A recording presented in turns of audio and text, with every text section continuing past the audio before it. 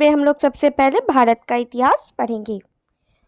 उत्तर में हिमालय से लेकर दक्षिण में समुद्र तक फैला यह उपमहाद्वीप भारतवर्ष के नाम से ज्ञात है, जिसे महाकाव्य तथा पुराणों में भारतवर्ष अर्थात भरतों का देश तथा यहाँ के निवासियों को भारती अर्थात भरत की संतान कहा गया है। भरत एक प्राचीन कबीले का नाम था। प्राचीन भारतीय अपने देश को जम्बू द्वीप अर्थात जम्बू यानी जामुन वृक्षों का द्वीप कहते थे। प्राचीन ईरानी इसे सिंधु नदी के नाम से जोड़ते थे, जिसे वे सिंधु ना कह के हिंदू कहते थे। यही नाम फिर पूरे पश्चिम में फैल गया और पूरे देश को इसी एक नाम से जाना जाने लगा। यूनानी इसे इंदे और अरब इसे हिंद कहते थे। मध्यकाल में इस देश को हिंदुस्तान कहा जाने लगा। यह शब्द भी फारसी शब्द हिंदू से बना है। यूनानी भाषा के इंदे के आधार पर अंग्रेज इसे इंडिया कहने लगे। विंध्य की पर्वत श्रृंखला देश को उत्तर और दक्षिण दो भागों में बांटती है। उत्तर में इंडो यूरोपीय परिवार की भाषाएं बोलने वालों की और दक्षिण में द्रविड़ परिवार की भाषाएं बोलने वालों का बहुमत है। नोट देखेंगे, भारत की जनसंख्या का निर्माण जिन प्रमुख नस्लों के लोगों के मिश्रण से हुआ है वे इस प्रकार हैं: प्रोटो ऑस्ट्रेलायड, पैलियो मेडिटेरियन, काकेशायड, निग्रोयड और मंगोलायड। एक बार फिर से देखेंगे, भारत की जनसंख्या का निर्माण जिन प्रमुख नस्लों के लोगों के मिश्रण से हुआ है वे इस प्रकार हैं: प्रोटो ऑस्ट्रेलायड, पैलियो मेडिटेरियन, काकेशायड, निग्रोयड और मंगोलायड। भारतीय इतिहास को अध्ययन की सुविधा के लिए तीन भागों में बांटा गया है: प्राचीन भारत, मध्यकालीन भारत एवं आधुनिक भारत। नोट देखेंगे, सबसे पहले इतिहास को तीन भागों में बांटने का श्रेय जर्मन इतिहासकार क्रिस्टोफ सेलियरस को है, 1638 से 1707 एडी। सबसे पहले इतिहास को तीन भागों में बांटने का श्रेय जर्मन इतिहासकार क्रिस्टोफ सेलियरस 1638 से 1707 एडी। चलिए प्राचीन भारत देखेंगे। प्राचीन भारत इतिहास के स्रोत। प्राचीन भारतीय इतिहास के विषय में जानकारी मुख्यतः चार स्रोतों से प्राप्त होती है। पहला धर्म ग्रंथ, दूसरा ऐतिहासिक ग्रंथ, तीसरा विदेशियों का विवरण व चौथा पुरातत्व संबंधी साक्ष्य। धर्म ग्रंथ एवं ऐतिहासिक ग्रंथ से मिलने वाली महत्वपूर्ण जानकारी। भारत का सर्व प्राचीन धर्म ग्रंथ वेद है, जिसके संकलनकर्ता महर्षि कृष्ण द्विपायन व्यास वेद व्यास को माना जाता है। वेद वसुधैव कुटुंबकम का उपदेश देता है। भारतीय परंपरा वेदों को नित्य तथा अपौरुषेय मानती है। वेद चार है: ऋग्वेद, यजुर्वेद, सामवेद एवं अथर्ववेद। इन चार वेदों को संहिता कहा जाता है। चलिए अब इन चार वेदों के बारे में देखेंगे। सबसे पहले ऋग्वेद। ऋचाओं के क्रमबद्ध ज्ञान के संग्रह को ऋग्वेद कहा जाता है। इसमें 10 मंडल, 1028 सूक्त, वाल्खिल्य पाठ के 11 सूक्तों सहित एवं 10,462 ऋचाएं हैं। इस वेद के ऋचाओं के पढ़ने वाले ऋषि को हांत्री कहते हैं। इस वेद से आर्य के राजनीतिक प्रणाली, इतिहास एवं ईश्वर की महिमा के बारे में जानकारी मिलती है। विश्वामित्र द्वारा रचित ऋग्वेद के तीसरे मंडल में सूर्य देवता सावित्री को समर्पित प्रसिद्ध गायत्री मंत्र है। इसके 9वें मंडल में देवता सोम का उल्लेख है। इसके 8वें मंडल की हस्तलिखित ऋचाओं को खिल कहा जाता है। चतुष्वर्ण समाज की कल्पना का आदि स्रोत ऋग्वेद के 10वें मंडल में वर्णित पुरुष सूक्त है, जिसके अनुसार 4 वर्ण ब्राह्मण, क्षत्रिय, वैश्य तथा शूद्र आदि पुरुष ब्रह्म के कर्मशः मुख, भुजाओं, जंघाओं और चरणों से उत्पन्न हुए। नोट देखेंगे, धर्मसूत्र 4 प्रमुख जातियों की स्थितियों, व्यवसायों, दायित्वों, कर्तव्यों तथा विशेषाधिकारों को में स्पष्ट विभेद करता है। एक बार फिर से देखेंगे, धर्मसूत्र 4 प्रमुख जातियों की स्थितियों, व्यवसायों, दायित्वों, कर्तव्यों तथा विशेषाधिकारों में स्पष्ट विभेद करता है। ऋग्वेद के कई परिच्छेदों में प्रयुक्त अधन्य शब्द का संबंध गाय से है। ईसा पूर्व एवं ईस्वी। वर्तमान में प्रचलित ग्रेगोरियन कैलेंडर, ईसाई कैलेंडर या जूलियन कैलेंडर ईसाई धर्मगुरु ईसा मसीह के जन्म वर्ष पर आधारित है। ईसा मसीह के जन्म के पहले के समय को ईसा पूर्व यानी BC, before the birth of Jesus Christ कहा जाता है। ईसा पूर्व में वर्षों की गिनती उल्टी दिशा में होती है, जैसे महात्मा बुद्ध का जन्म 563 ईसा पूर्व में एवं मृत्यु 483 ईसा पूर्व में हुआ। यानी ईसा मसीह के जन्म के 563 वर्ष पूर्व महात्मा बुद्ध का जन्म एवं 483 वर्ष पूर्व मृत्यु हुई। ईसा मसीह की जन्म तिथि के आरंभ हुआ सन ईस्वी सन कहलाता है। इसके लिए संक्षेप में ई लिखा जाता है। ईस्वी को लैटिन भाषा के शब्द एडी में भी लिखा जाता है। एडी यानी अनो डोमिनी, जिसका शाब्दिक अर्थ है in the year of Lord Jesus Christ. Vincent Arthur Smith ने प्राचीन भारत का पहला सुव्यवस्थित इतिहास अर्ली हिस्ट्री ऑफ इंडिया 1904 में तैयार किया। इस पुस्तक के 1/3 भाग में केवल सिकंदर का आक्रमण वर्णित है। इसमें भारत को स्वेच्छाचारी शासन वाला देश कहा गया है, जिसे ब्रिटिश शासन की स्थापना से पहले कभी राजनीतिक एकता का अनुभव नहीं हुआ था। उन्होंने लिखा है, वस्तुतः भारतीय इतिहासकारों का सरोकार शासन के एकमात्र स्वरूप तानाशाही से ही है।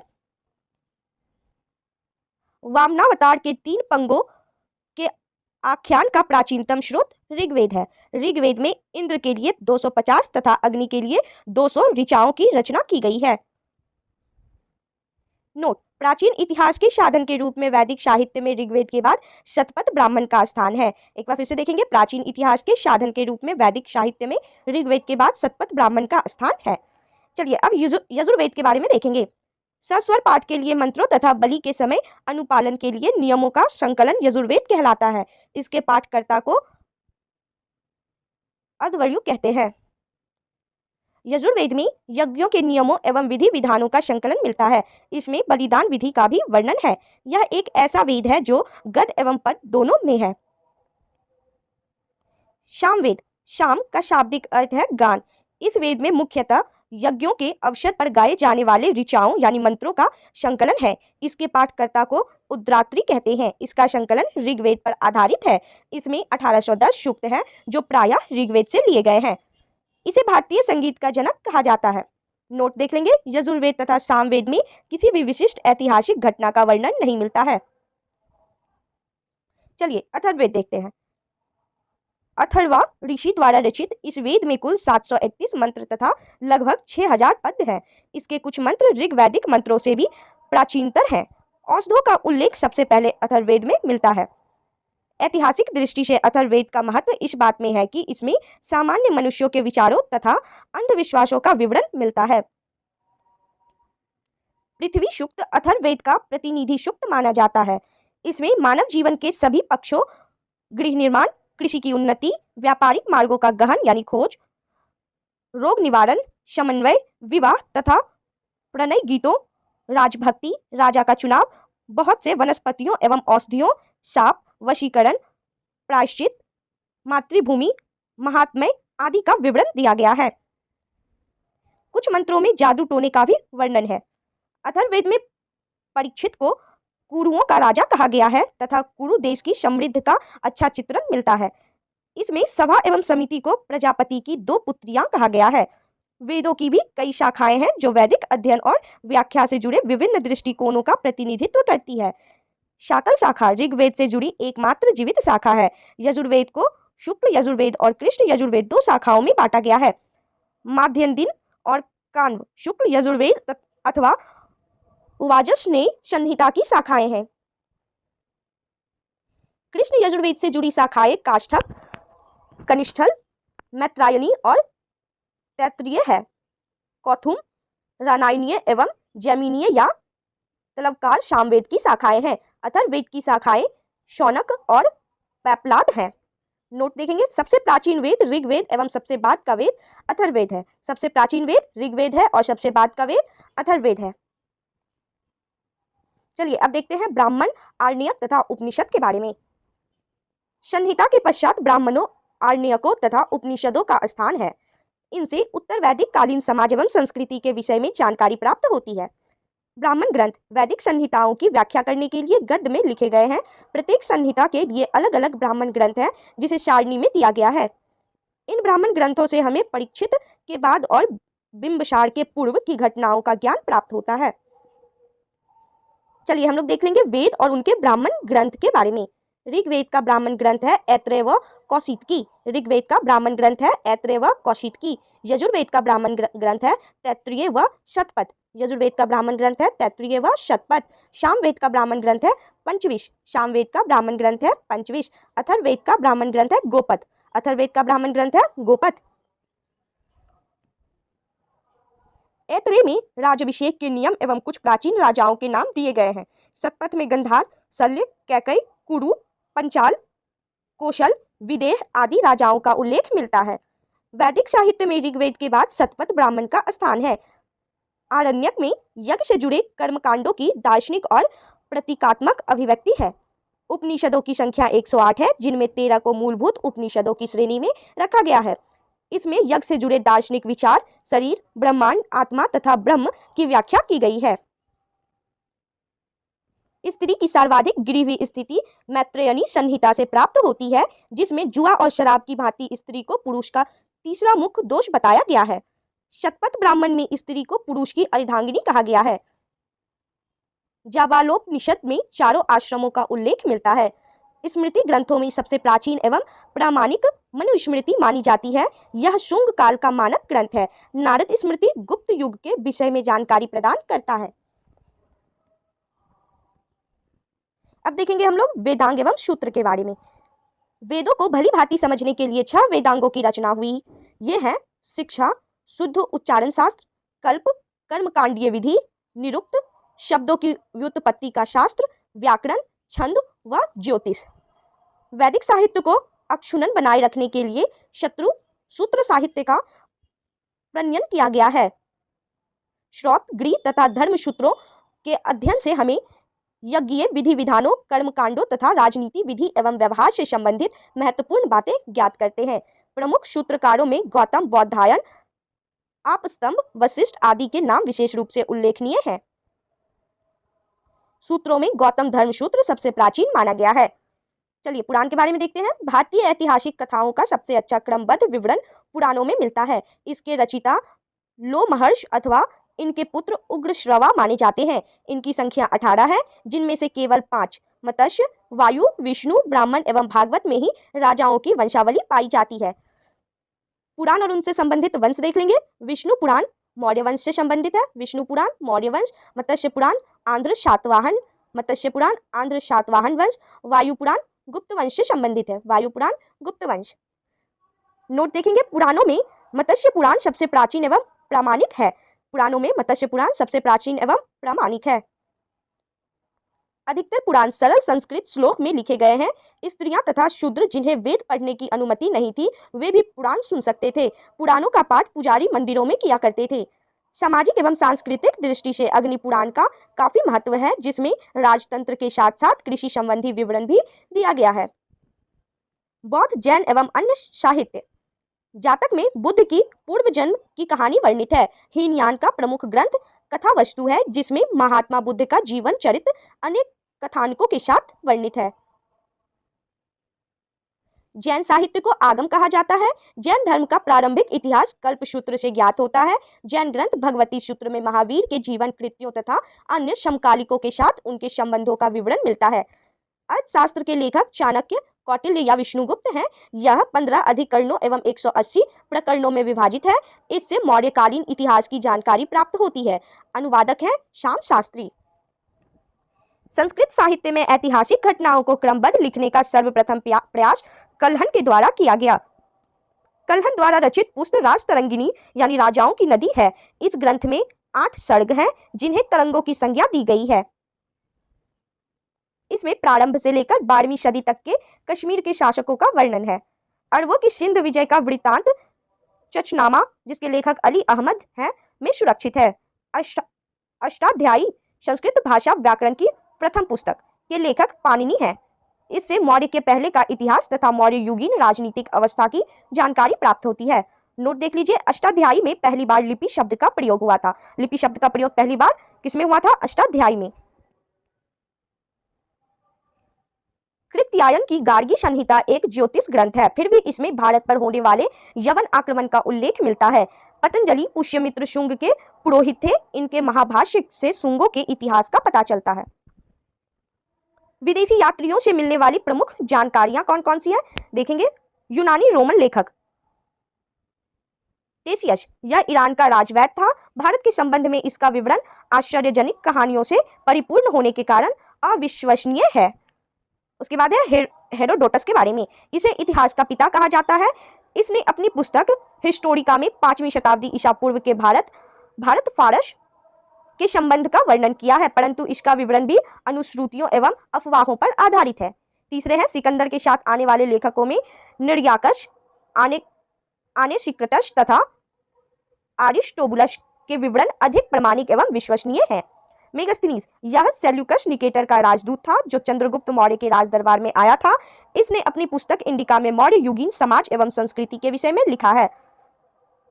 डाइमेकस, यह सीरियन नरेश आंतियोकस का राजदूत था जो बिंदुसार के राज दरबार में आया था। इसका विवरण भी मौर्य युग से संबंधित है। डायोनिसियस, यह मिस्र नरेश टॉलमी फिलेडेल्फस का राजदूत था जो अशोक के राज दरबार में आया था। टॉलमी, इसने दूसरी शताब्दी में भारत का भूगोल नामक पुस्तक लिखी। प्लिनी, इसने प्रथम शताब्दी में नेचुरल हिस्ट्री नामक पुस्तक लिखी। इसमें भारतीय पशुओं, पेड़ पौधों, खनिज पदार्थों आदि के बारे में विवरण मिलता है। पेरिप्लस ऑफ द एरिथ्रियन सी, इस पुस्तक के लेखक के बारे में जानकारी नहीं है। यह लेखक करीब 80 ईस्वी में हिंद महासागर की यात्रा पर आया था। इसने उस समय के भारत के बंदरगाहों तथा व्यापारिक वस्तुओं के बारे में जानकारी दी है। चीनी लेखक फाहियान, यह चीनी यात्री गुप्त नरेश चंद्रगुप्त द्वितीय के दरबार में आया था। इसने अपने विवरण में मध्य प्रदेश के समाज एवं संस्कृति के बारे में वर्णन किया है। इसने मध्य प्रदेश की जनता को सुखी एवं समृद्ध बताया है। यह 14 वर्षों तक भारत में रहा। संयुगन, यह 518 ईस्वी में भारत आया। इसने अपने 3 वर्षों की यात्रा में बौद्ध धर्म की प्राप्तियां एकत्रित की। इसके बाद देखेंगे वेनसांग के बारे में। यह हर्षवर्धन के शासनकाल में भारत आया था। वेनसांग 629 ईस्वी में चीन से भारतवर्ष के लिए प्रस्थान किया और लगभग 1 वर्ष की यात्रा के बाद सर्वप्रथम वह भारतीय राज्य कपिशा पहुंचा। भारत में 15 वर्षों तक ठहरकर 645 ईस्वी में चीन लौट गया। वह बिहार में नालंदा जिला स्थित नालंदा विश्वविद्यालय में अध्ययन करने तथा भारत से बौद्ध ग्रंथों को एकत्र कर ले जाने के लिए आया था। इसका भ्रमण वृत्तांत CU की नाम से प्रसिद्ध है। इसमें 138 देशों का विवरण मिलता है। इसने हर्षकालीन समाज, धर्म तथा राजनीति के बारे में वर्णन किया है। इसके अनुसार सिंध का राजा शूद्र था। वेनसांग ने बुद्ध की प्रतिमा के साथ साथ सूर्य और शिव की प्रतिमाओं का भी पूजन किया था। नोट देखेंगे, वेनसांग के अध्ययन के समय नालंदा विश्वविद्यालय के कुलपति आचार्य शीलभद्र थे। यह विश्वविद्यालय बौद्ध दर्शन के लिए प्रसिद्ध था। वेनसांग के अध्ययन के समय नालंदा विश्वविद्यालय के कुलपति आचार्य शीलभद्र थे और यह विश्वविद्यालय बौद्ध दर्शन के लिए प्रसिद्ध था। इसके बाद देखेंगे इत्सिंग के बारे में। यह 7वीं शताब्दी के अंत में भारत आया। इसने अपने विवरण में नालंदा विश्वविद्यालय, विक्रमशिला विश्वविद्यालय तथा अपने समय के भारत का वर्णन किया है। चलिए अब देखते हैं अरबी लेखक। सबसे पहले अलबरूनी, यह महमूद गजनवी के साथ भारत आया था। अलबरूनी ख्वारिज्म या खीव, आधुनिक तुर्कमेनिस्तान का रहने वाला था। अरबी में लिखी गई उसकी कृति किताब उल हिंद या तहकीक-ए-हिंद यानी भारत की खोज आज भी इतिहासकारों के लिए एक महत्वपूर्ण स्रोत है। यह एक विस्तृत ग्रंथ है जो धर्म और दर्शन, त्योहारों, खगोल विज्ञान, कीमिया, रीति रिवाजों तथा प्रथाओं, सामाजिक जीवन, भार तौल तथा मापन विधियों, मूर्तिकला, कानून, मापतंत्र विज्ञान आदि विषयों के आधार पर 80 अध्यायों में विभाजित है। इसमें राजपूतकालीन समाज, धर्म, रीति रिवाज, राजनीति आदि पर सुंदर प्रकाश डाला गया है। इसके बाद इब्न बतूता के बारे में देखेंगे। इसके द्वारा अरबी भाषा में लिखा गया उसका यात्रा वृत्तांत, जिसे रेहला कहा जाता है, 14वीं शताब्दी में भारतीय उपमहाद्वीप के सामाजिक तथा सांस्कृतिक जीवन के विषय में बहुत ही प्रचुर तथा सबसे रोचक जानकारियां देता है। 1333 ईस्वी में दिल्ली पहुंचने पर इसकी विद्वता से प्रभावित होकर सुल्तान मोहम्मद बिन तुगलक ने उसे दिल्ली का काजी या न्यायाधीश नियुक्त किया। चलिए देखते हैं अन्य लेखक और कौन कौन से हैं। तारानाथ, यह एक तिब्बती लेखक था। इसने कंग्यूर तथा तंग्यूर नामक ग्रंथ की रचना की। इनसे भारतीय इतिहास के बारे में जानकारी मिलती है। दूसरे हैं मार्को पोलो, यह 13वीं शताब्दी के अंत में पांड्य देश की यात्रा पर आया था। इसका विवरण पांड्य इतिहास के अध्ययन के लिए उपयोगी है। और अब देखेंगे पुरातत्व संबंधी साक्ष्य से मिलने वाली जानकारी क्या क्या है। भारतीय पुरातत्व शास्त्र का पितामह यानी father of Indian archaeology sir Alexander Cunningham को कहा जाता है। नेक्स्ट है 1400 ईसा पूर्व से अभिलेख बोगाज कोई यानी एशिया माइनर से वैदिक देवता मित्र, वरुण, इंद्र और नाशत्य अश्विनी कुमार के नाम मिलते हैं। नेक्स्ट है मध्य भारत में भागवत धर्म विकसित होने का प्रमाण यवन राजदूत होलियोडोरस से वेशनगर विदिशा गरुड़ स्तंभ लेख से प्राप्त होता है। सर्वप्रथम भारतवर्ष का जिक्र हाथी गुम्फा अभिलेख में है। सर्वप्रथम दुर्भिक्ष का जानकारी देने वाला अभिलेख शौहगौरा अभिलेख है। इस अभिलेख में संकट काल में उपयोग हेतु खाद्यान्न सुरक्षित रखने का भी उल्लेख है। सर्वप्रथम भारत पर होने वाले हून आक्रमण की जानकारी भीतरी स्तंभ लेख से प्राप्त होती है। सती प्रथा का पहला लिखित साक्ष्य एरन अभिलेख शासक भानुगुप्त से प्राप्त होती है। सातवाहन राजाओं का पूरा इतिहास उनके अभिलेखों के आधार पर लिखा गया है। रेशम बुनकर की श्रेणियों की जानकारी मंदसौर अभिलेख से प्राप्त होती है। कश्मीरी नवपाषाणिक पुरास्थल बुर्ज होम से गर्तावास यानी गड्ढा घर का साक्ष्य मिला है। इनमें उतरने के लिए सीढ़ियां होती थी। यहाँ मनुष्य के साथ उसके पालतू कुत्ते को भी दफनाने की प्रथा प्रचलित थी। प्राचीनतम सिक्कों को आहत सिक्के कहा जाता है। इसी को साहित्य में काशापर्ण कहा गया है। सर्वप्रथम सिक्कों पर लेख लिखने का कार्य यवन शासकों ने किया। चलिए अब कुछ महत्वपूर्ण अभिलेख दिए गए हैं। अभिलेख और उनके शासक देखेंगे। हाथी गुम्फा अभिलेख तिथि रहित अभिलेख के शासक है कलिंग राजा खारवेल। हाथी गुम्फा अभिलेख शासक है कलिंग राजा खारवेल। जूनागढ़ गिरनार अभिलेख शासक है रुद्रदामन। जूनागढ़ गिरनार अभिलेख शासक है रुद्रदामन। नासिक अभिलेख शासक है गौतमी बलश्री। नासिक अभिलेख शासक है गौतमी बलश्री। प्रयाग स्तंभ लेख समुद्रगुप्त। प्रयाग स्तंभ लेख समुद्रगुप्त। एहोल अभिलेख पुलकेशिन द्वितीय। एहोल अभिलेख पुलकेशिन द्वितीय। मंदसौर अभिलेख मालवा नरेश यशोवर्मन। मंदसौर अभिलेख मालवा नरेश यशोवर्मन। ग्वालियर अभिलेख प्रतिहार नरेश भोज। ग्वालियर अभिलेख प्रतिहार नरेश भोज। भित्री एवं जूनागढ़ अभिलेख स्कंदगुप्त। भित्री एवं जूनागढ़ अभिलेख स्कंदगुप्त। देवपाड़ा अभिलेख बंगाल शासक विजय सेन। देवपाड़ा अभिलेख बंगाल शासक विजय सेन। नोट देख लीजिए। अभिलेखों का अध्ययन इपिग्राफी कहलाता है। अभिलेखों का अध्ययन इपिग्राफी कहलाता है। समुद्रगुप्त की वीणा बजाती हुई मुद्रा वाले सिक्के से उसके संगीत प्रेमी होने का प्रमाण मिलता है। अरिकमेडु पुडुचेरी के निकट से रोमन सिक्के प्राप्त हुए हैं। नोट देखेंगे। सबसे पहले भारत के संबंध वर्मा स्वर्ण भूमि वर्तमान में म्यांमार, मलाया स्वर्णद्वीप, कंबोडिया, कंबोज और जावा यवद्वीप से स्थापित हुआ है। सबसे पहले भारत के संबंध वर्मा सुवर्ण भूमि वर्तमान में म्यांमार, मलाया स्वर्णद्वीप, कंबोडिया, कंबोज और जावा यवद्वीप से स्थापित हुए। उत्तर भारत के मंदिरों की कला की शैली नागर शैली एवं दक्षिण भारत के मंदिरों की कला द्रविड़ शैली कहलाती है। दक्षिणापथ के मंदिरों के निर्माण में नागर और द्रविड़ दोनों शैलियों का प्रभाव पड़ा, अतः यह बेशा शैली कहलाती है। पंचायतन शब्द मंदिर रचना शैली से संबंधित है। एक हिंदू मंदिर तब पंचायतन शैली का कहलाता है जब मुख्य मंदिर 4 सहायक मंदिरों से घिरा होता है। पंचायतन मंदिर के उदाहरण है कंदरिया महादेव मंदिर खजुराहो में, ब्रह्मेश्वर मंदिर भुवनेश्वर, लक्ष्मण मंदिर खजुराहो, लिंगराज मंदिर भुवनेश्वर, दशावतार मंदिर देवगढ़ उत्तर प्रदेश और गोंडेश्वर मंदिर महाराष्ट्र। चलिए अब हम लोग देखेंगे प्रागैतिहासिक काल के बारे में। इतिहास का विभाजन प्रागैतिहास यानी प्री हिस्ट्री आदि जातीय विभेदीकरण किया। चलिए अब देखेंगे सिंधु सभ्यता के बारे में। रेडियो कार्बन C14 जैसी नवीन विश्लेषण पद्धति के द्वारा सिंधु सभ्यता की सर्वमान्य तिथि 2400 ईसा पूर्व से 1700 ईसा पूर्व मानी गई है। इसका विस्तार त्रिभुजाकार है। इसके बारे में नोट देखेंगे। तिथि निर्धारण की कार्बन 14 यानी C14 की खोज अमेरिका के प्रसिद्ध रसायन शास्त्री VF लीवी द्वारा 1946 ईस्वी में की गई थी। इस पद्धति में जिस पदार्थ में कार्बन 14 की मात्रा जितनी ही कम रहती है वह उतनी ही प्राचीन मानी जाती है।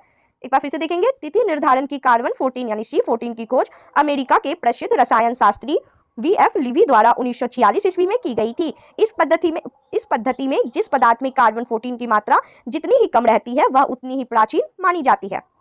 नेक्स्ट पॉइंट देखेंगे। सिंधु सभ्यता की खोज 1921 में राय बहादुर दयाराम साहनी ने की। सिंधु सभ्यता को आद्य ऐतिहासिक प्रोटो हिस्टोरिक अथवा कांस्य यानी ब्रॉन्ज युग में रखा जा सकता है। इस सभ्यता के मुख्य निवासी द्रविड़ एवं भूमध्य सागरीय थे। सर जॉन मार्शल भारतीय पुरातत्व सर्वेक्षण विभाग के तत्कालीन महानिदेशक ने 1924 ईस्वी में सिंधु घाटी सभ्यता नामक एक उन्नत नगरीय सभ्यता पाए जाने की विधिवत घोषणा की। सिंधु सभ्यता की सर्वाधिक पश्चिमी पुरा स्थल दाशक नदी के किनारे स्थित सुतका गेंडोर बालूचिस्तान, पूर्वी पुरा स्थल हिंडन नदी के किनारे आलमगीरपुर जिला मेरठ उत्तर प्रदेश, उत्तरी पुरा स्थल चिनाब नदी के तट पर अखनूर के निकट मांदा जम्मू कश्मीर व दक्षिणी पुरा स्थल गोदावरी नदी के तट पर दाइमाबाद जिला अहमदनगर महाराष्ट्र। सिंधु सभ्यता या सैंधव सभ्यता नागरीय सभ्यता थी। सैंधव सभ्यता से प्राप्त परिपक्व अवस्था वाले स्थलों में केवल 6 को ही बड़े नगर की संज्ञा दी गई। यह 6 हैं मोहनजोदड़ो, हड़प्पा, गनवाड़ीवाला, राखीगढ़ी, धौलावीरा एवं कालीबंगन। नोट देखेंगे। धौलावीरा भारत में सिंधु घाटी सभ्यता की पहली साइट है जिसे यूनेस्को ने 2021 में विश्व विरासत स्थल की सूची में शामिल किया है। धौलावीरा भारत में सिंधु घाटी सभ्यता की पहली साइट है जिसे यूनेस्को ने 2021 में विश्व विरासत स्थल की सूची में शामिल किया है। स्वतंत्रता प्राप्ति पश्चात हड़प्पा संस्कृति के सर्वाधिक स्थल गुजरात में खोजे गए हैं। नोट है, सिंधु घाटी सभ्यता का सबसे बड़ा स्थल मोहनजोदड़ो है, जबकि भारत में इसका सबसे बड़ा स्थल राखी गढ़ी यानी घग्गर नदी है, जो हरियाणा के हिसार जिले में स्थित है। इसकी खोज 1963 ईस्वी में सूरज भान ने की थी। दी गजेटियर ऑफ इंडिया। लोथल एवं सुतकोतदा सिंधु सभ्यता का बंदरगाह था। जुते हुए खेत और नक्काशीदार ईंटों के प्रयोग का साक्ष्य कालीबंगन से प्राप्त हुआ है। मोहनजोदड़ो से प्राप्त स्नानागार संभवतः सैंधव सभ्यता की सबसे बड़ी इमारत है, जिसके मध्य स्थित स्नान कुंड 11.88 मीटर लंबा, 7.01 मीटर चौड़ा एवं 2.43 मीटर गहरा है। अग्निकुंड लोथल एवं कालीबंगन से प्राप्त हुए हैं। मोहनजोदड़ो से प्राप्त एक सील पर 3 मुख वाले देवता पशुपतिनाथ की मूर्ति मिली है। उनके चारों ओर हाथी, गैंडा, चीता एवं भैंसा विराजमान है। मोहनजोदड़ो से नर्तकी की एक कांस्य मूर्ति मिली है। हड़प्पा की मोहरों पर सबसे अधिक एक श्रृंगी पशु का अंकन मिलता है। यहाँ से प्राप्त एक आयताकार मुहर में स्त्री की गर्भ से निकलता पौधा दिखाया गया है। मनके बनाने के कारखाने लोथल एवं चनहूदरो से मिले हैं। सिंधु सभ्यता की लिपि भाव चित्रात्मक है। यह लिपि दाईं से बाईं ओर लिखी जाती थी। जब अभिलेख एक से अधिक पंक्तियों का होता था तो पहली पंक्ति दाईं से बाईं और दूसरी बाईं से दाईं ओर लिखी जाती थी। नोट, लेखन कला की उचित प्रणाली विकसित करने वाली पहली सभ्यता सुमेरिया की सभ्यता थी। लेखन कला की उचित प्रणाली विकसित करने वाली पहली सभ्यता सुमेरिया की सभ्यता थी।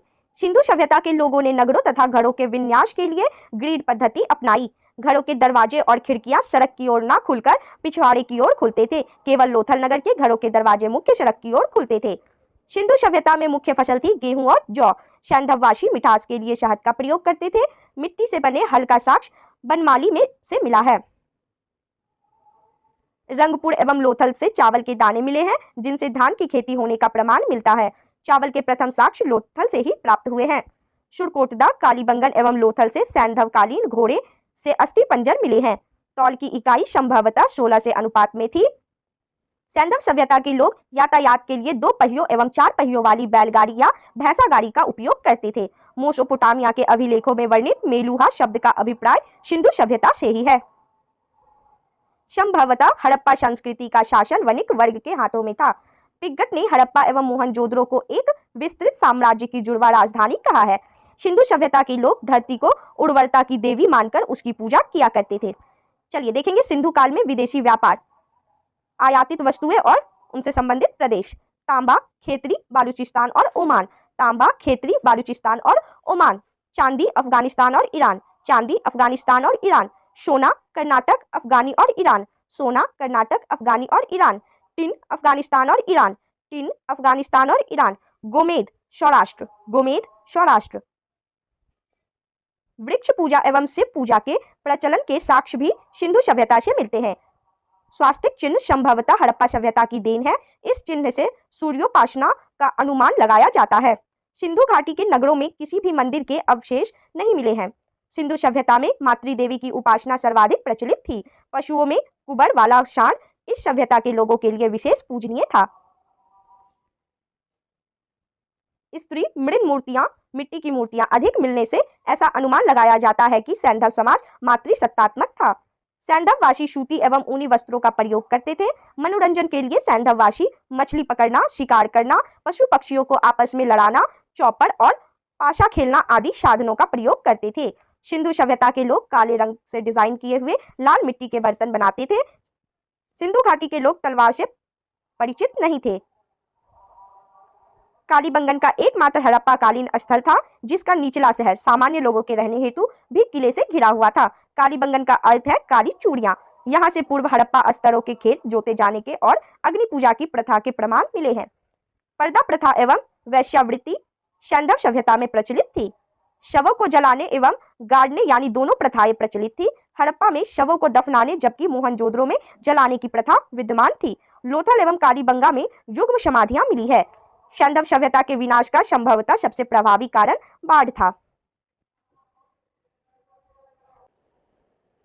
चलिए अब देखते हैं सैंधव सभ्यता के प्रमुख स्थल, नदी, उनके उत्खननकर्ता एवं वर्तमान स्थिति। प्रमुख स्थल किस नदी पे स्थित है, वह उसकी स्थिति क्या है और उसके उत्खननकर्ता कौन है। हड़प्पा रावी नदी के तट पर स्थित है। पाकिस्तान के पंजाब प्रांत का शाहीवाल जिला में इसके उत्खननकर्ता है दयाराम सैनी, जिन्होंने 1921 में इसकी खोज की थी? माधव स्वरूप वत्स ने 1926 में और व्हीलर्स ने 1946 में। एक बार फिर से देखेंगे। हड़प्पा रावी नदी के तट पर पाकिस्तान के पंजाब प्रांत के साहिवाल जिले में स्थित है। दयाराम शाहनी ने 1921 में इसकी खोज की थी। माधव स्वरूप वत्स ने 1926 और व्हीलर ने 1946 में। मोहनजोदड़ो सिंधु नदी के किनारे है, पाकिस्तान के सिंध प्रांत के लड़काना जिला में। इसका खोज राखलदास बनर्जी ने 1922 में किया, मैके ने 1927 में और व्हीलर ने 1930 में। मोहनजोदड़ो सिंधु नदी के किनारे पाकिस्तान के सिंध प्रांत के लड़काना जिला में स्थित है। इसकी खोज राखलदास बनर्जी ने 1922 में, मैके ने 1927 और व्हीलर ने 1930 में की। चनहुद्रो सिंधु नदी के किनारे है, सिंध प्रांत, पाकिस्तान, नवाब शाह जिला में। मैके ने 1925 में इसकी खोज की। एन.जी. मजूमदार ने 1931 में की और एन.जी. मजूमदार ने 1931 में।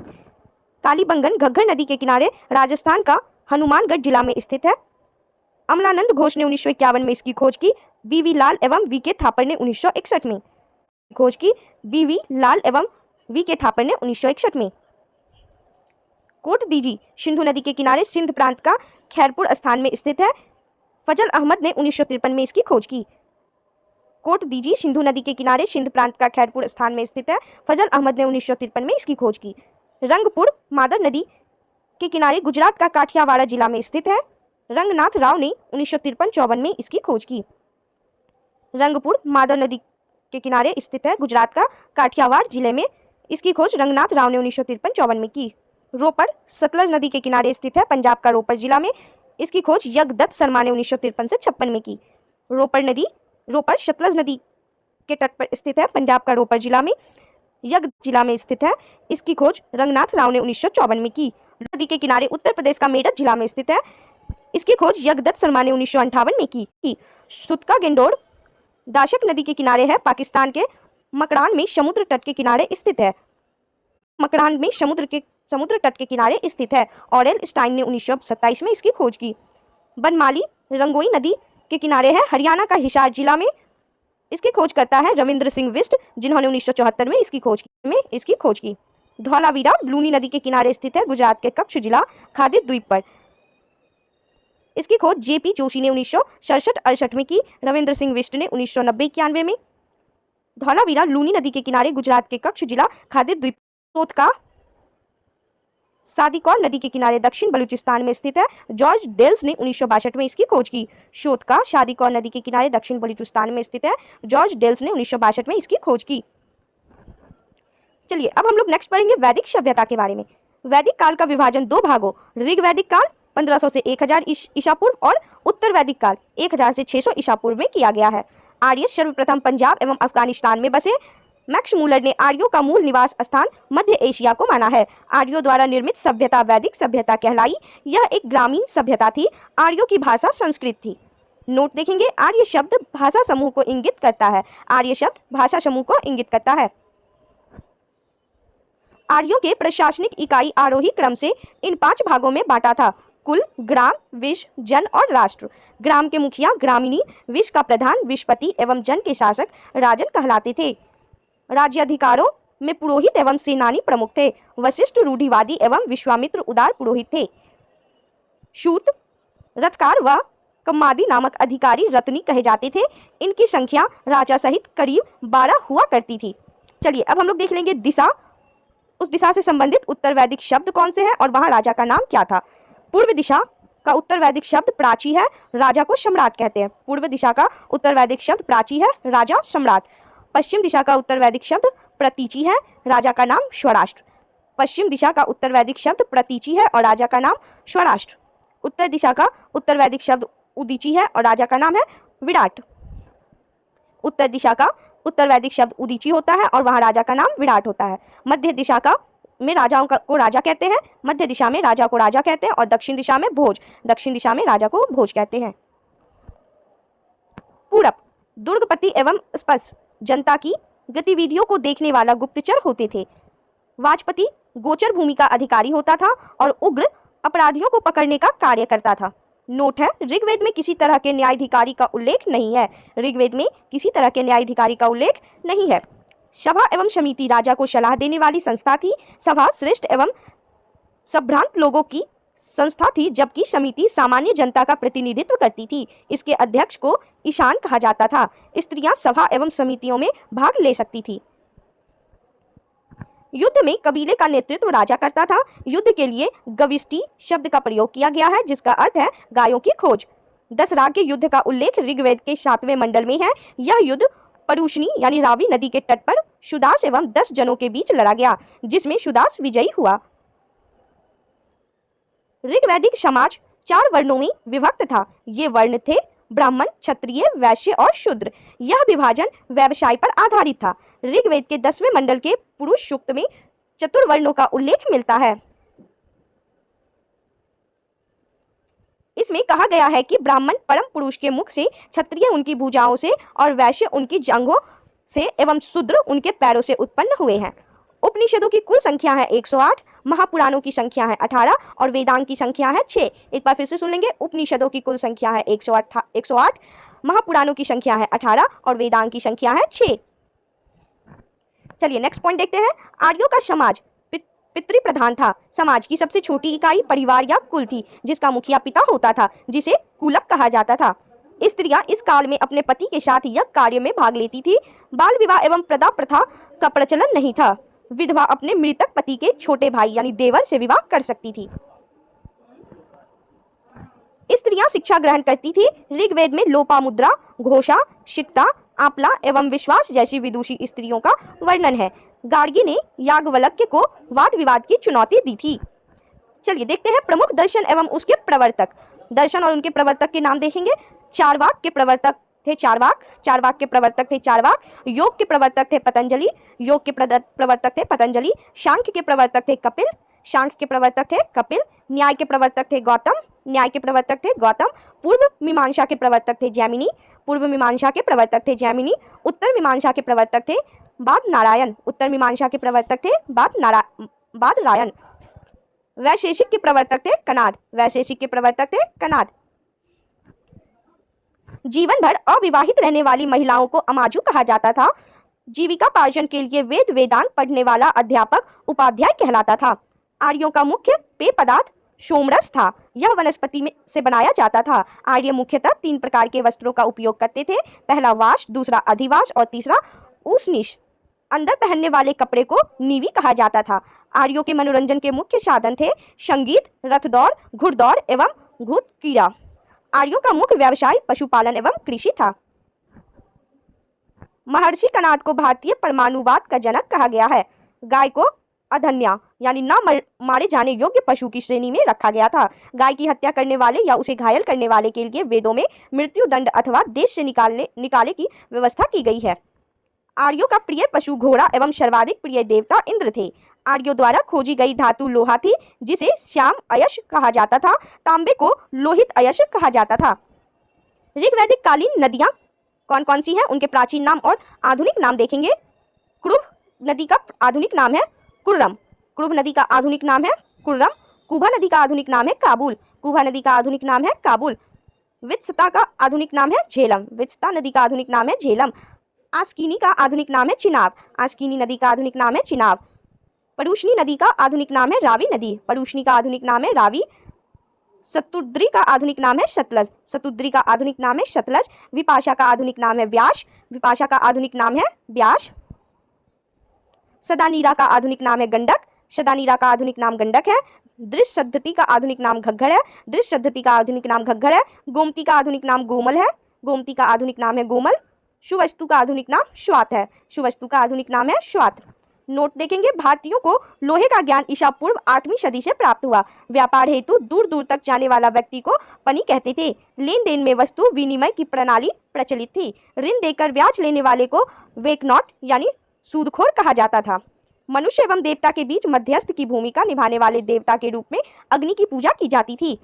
ऋग्वेद में उल्लिखित नदियों में सरस्वती सबसे पवित्र मानी जाती थी। ऋग्वेद में गंगा का 1 बार और यमुना का उल्लेख 3 बार हुआ है। इसमें सिंधु नदी का उल्लेख सर्वाधिक बार हुआ है।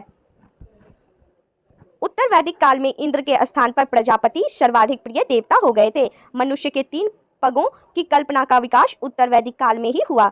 उत्तर वैदिक काल में राजा के राज्याभिषेक के समय राजसूय यज्ञ का अनुष्ठान किया जाता था। उत्तर वैदिक काल में वर्ण व्यवसाय की बजाय जन्म के आधार पर निर्धारित होने लगे थे। ऋग्वैदिक कालीन देवता। चलिए, देवता और उनका संबंध किससे था यह देखेंगे।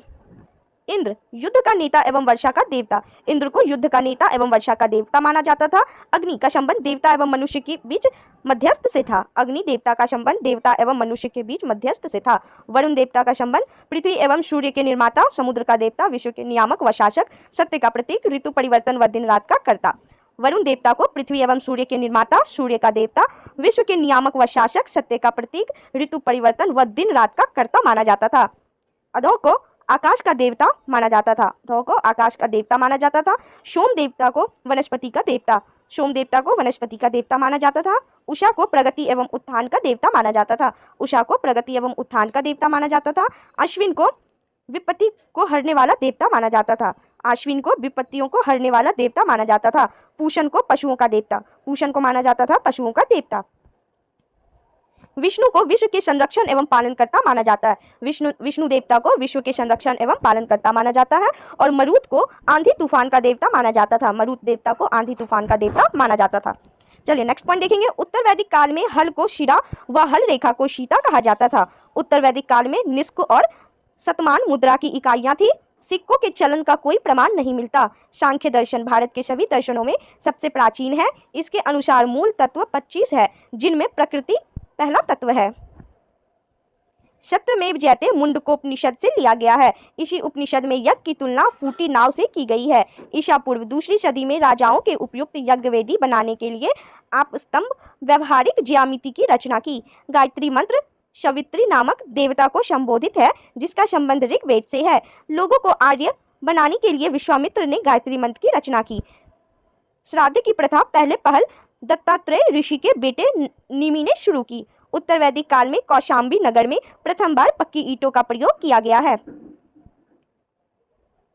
महाकाव्य दो हैं, महाभारत एवं रामायण। महाभारत का पुराना नाम जय संहिता है। यह विश्व का सबसे बड़ा महाकाव्य है। गोत्र नामक संस्था का जन्म उत्तर वैदिक काल में हुआ। नोट देखेंगे। वेदांत दर्शन के मौलिक ग्रंथ ब्रह्मसूत्र या वेदांत सूत्र की रचना बदनारायण ने की थी। वेदांत दर्शन के मौलिक ग्रंथ ब्रह्मसूत्र या वेदांत सूत्र की रचना बदरायण ने की थी। अब हम लोग पढ़ेंगे महाजनपदों का उदय। बुद्ध के जन्म के पूर्व 6ठी शताब्दी ईसा पूर्व में भारतवर्ष 16 जनपदों में बटा हुआ था। इसकी जानकारी हमें बौद्ध ग्रंथ अंगुत्तर निकाय से मिलती है। चलिए अब देख लेंगे महाजनपद, उनकी राजधानी और क्षेत्र। आधुनिक स्थान। अंग महाजनपद की राजधानी चंपा थी। क्षेत्र है भागलपुर, मुंगेर, बिहार।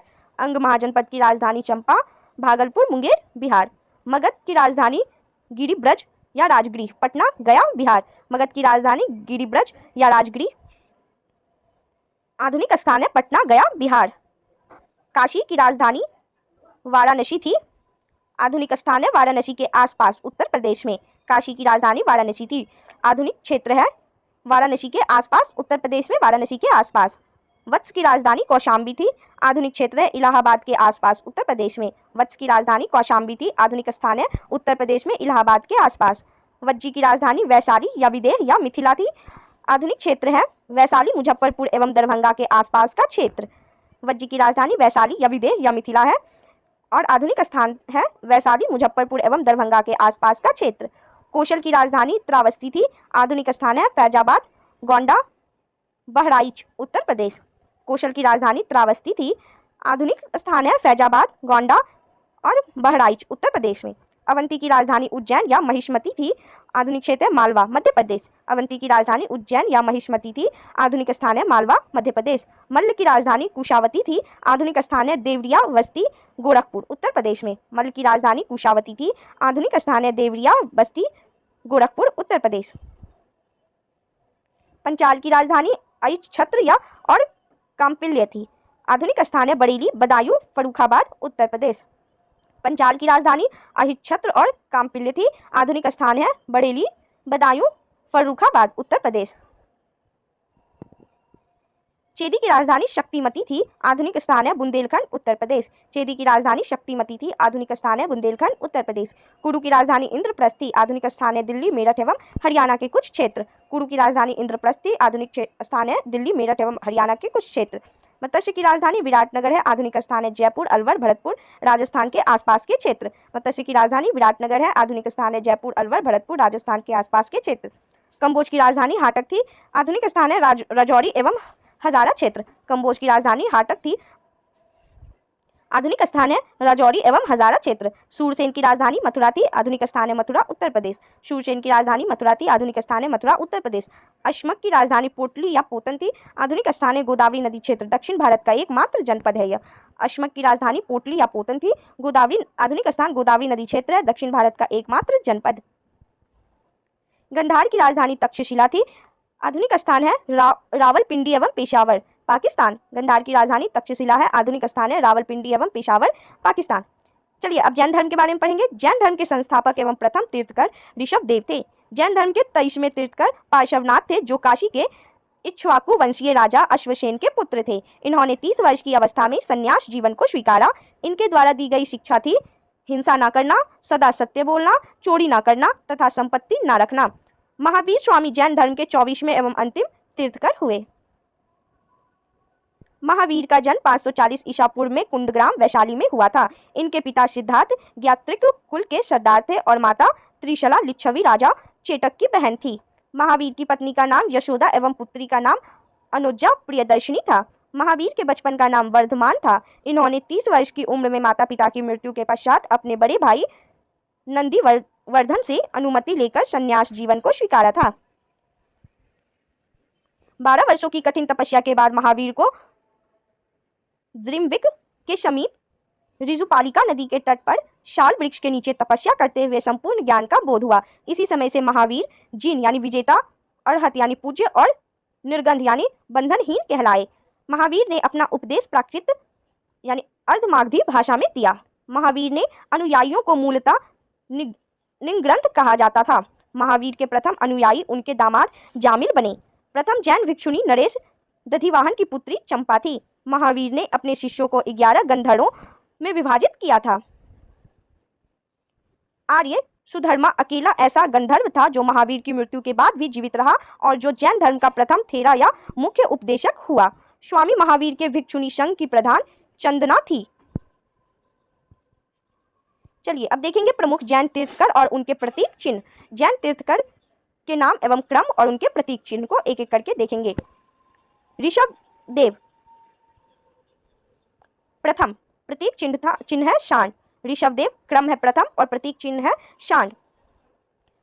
अजितनाथ क्रम है द्वितीय और इनका प्रतीक चिन्ह था हाथी। अजितनाथ द्वितीय, इनका प्रतीक चिन्ह था हाथी। संभव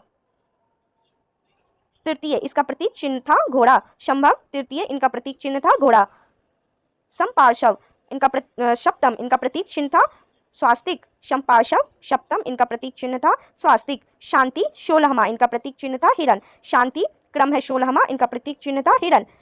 अरनाथ 18वां, प्रतीक चिन्ह था मीन। अरनाथ क्रम है 18वां और प्रतीक चिन्ह था मीन।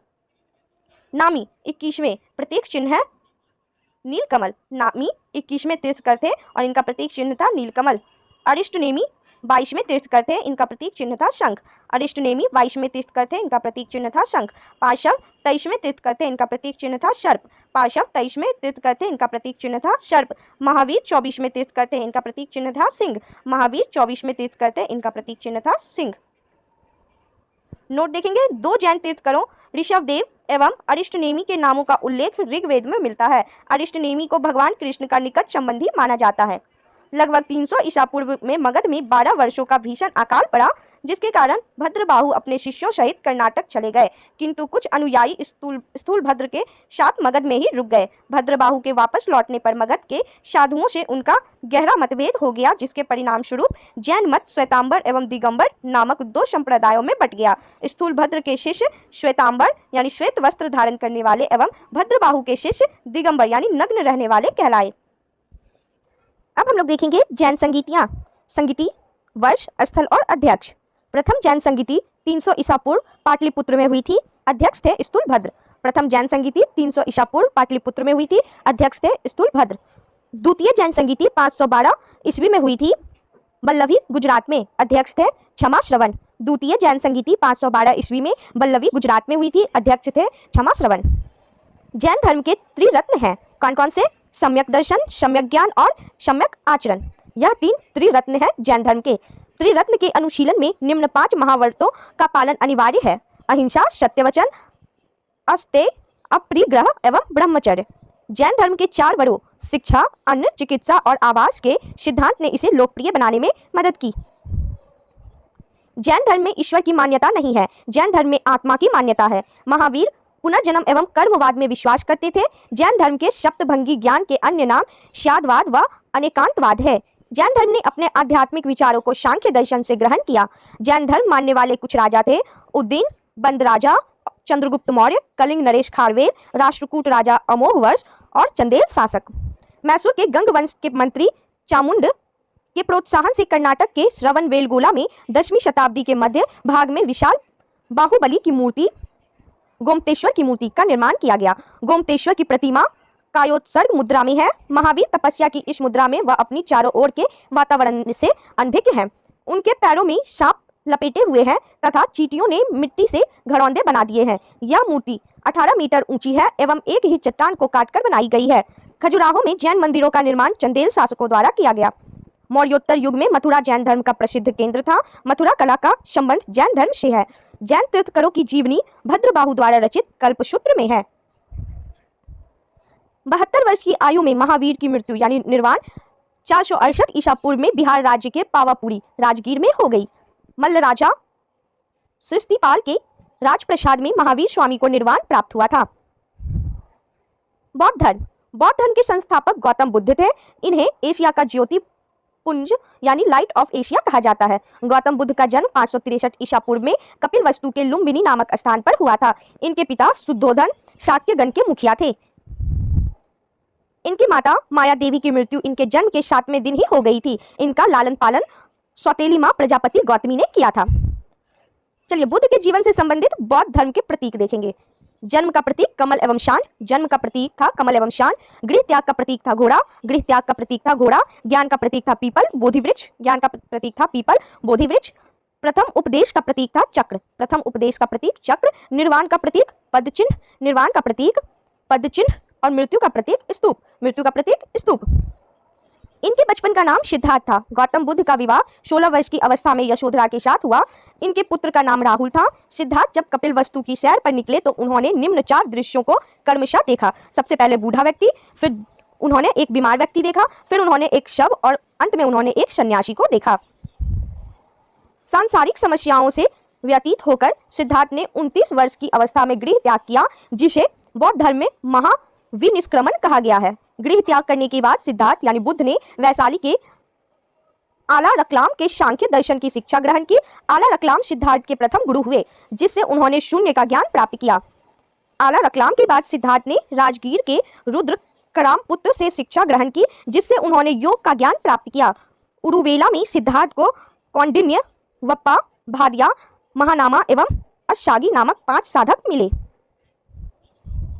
बिना अन्न जल ग्रहण किए 6 वर्ष की कठिन तपस्या के बाद 35 वर्ष की आयु में वैशाख की पूर्णिमा की रात निरंजना यानी फल्गु नदी के किनारे पीपल वृक्ष के नीचे सिद्धार्थ को ज्ञान प्राप्त हुआ।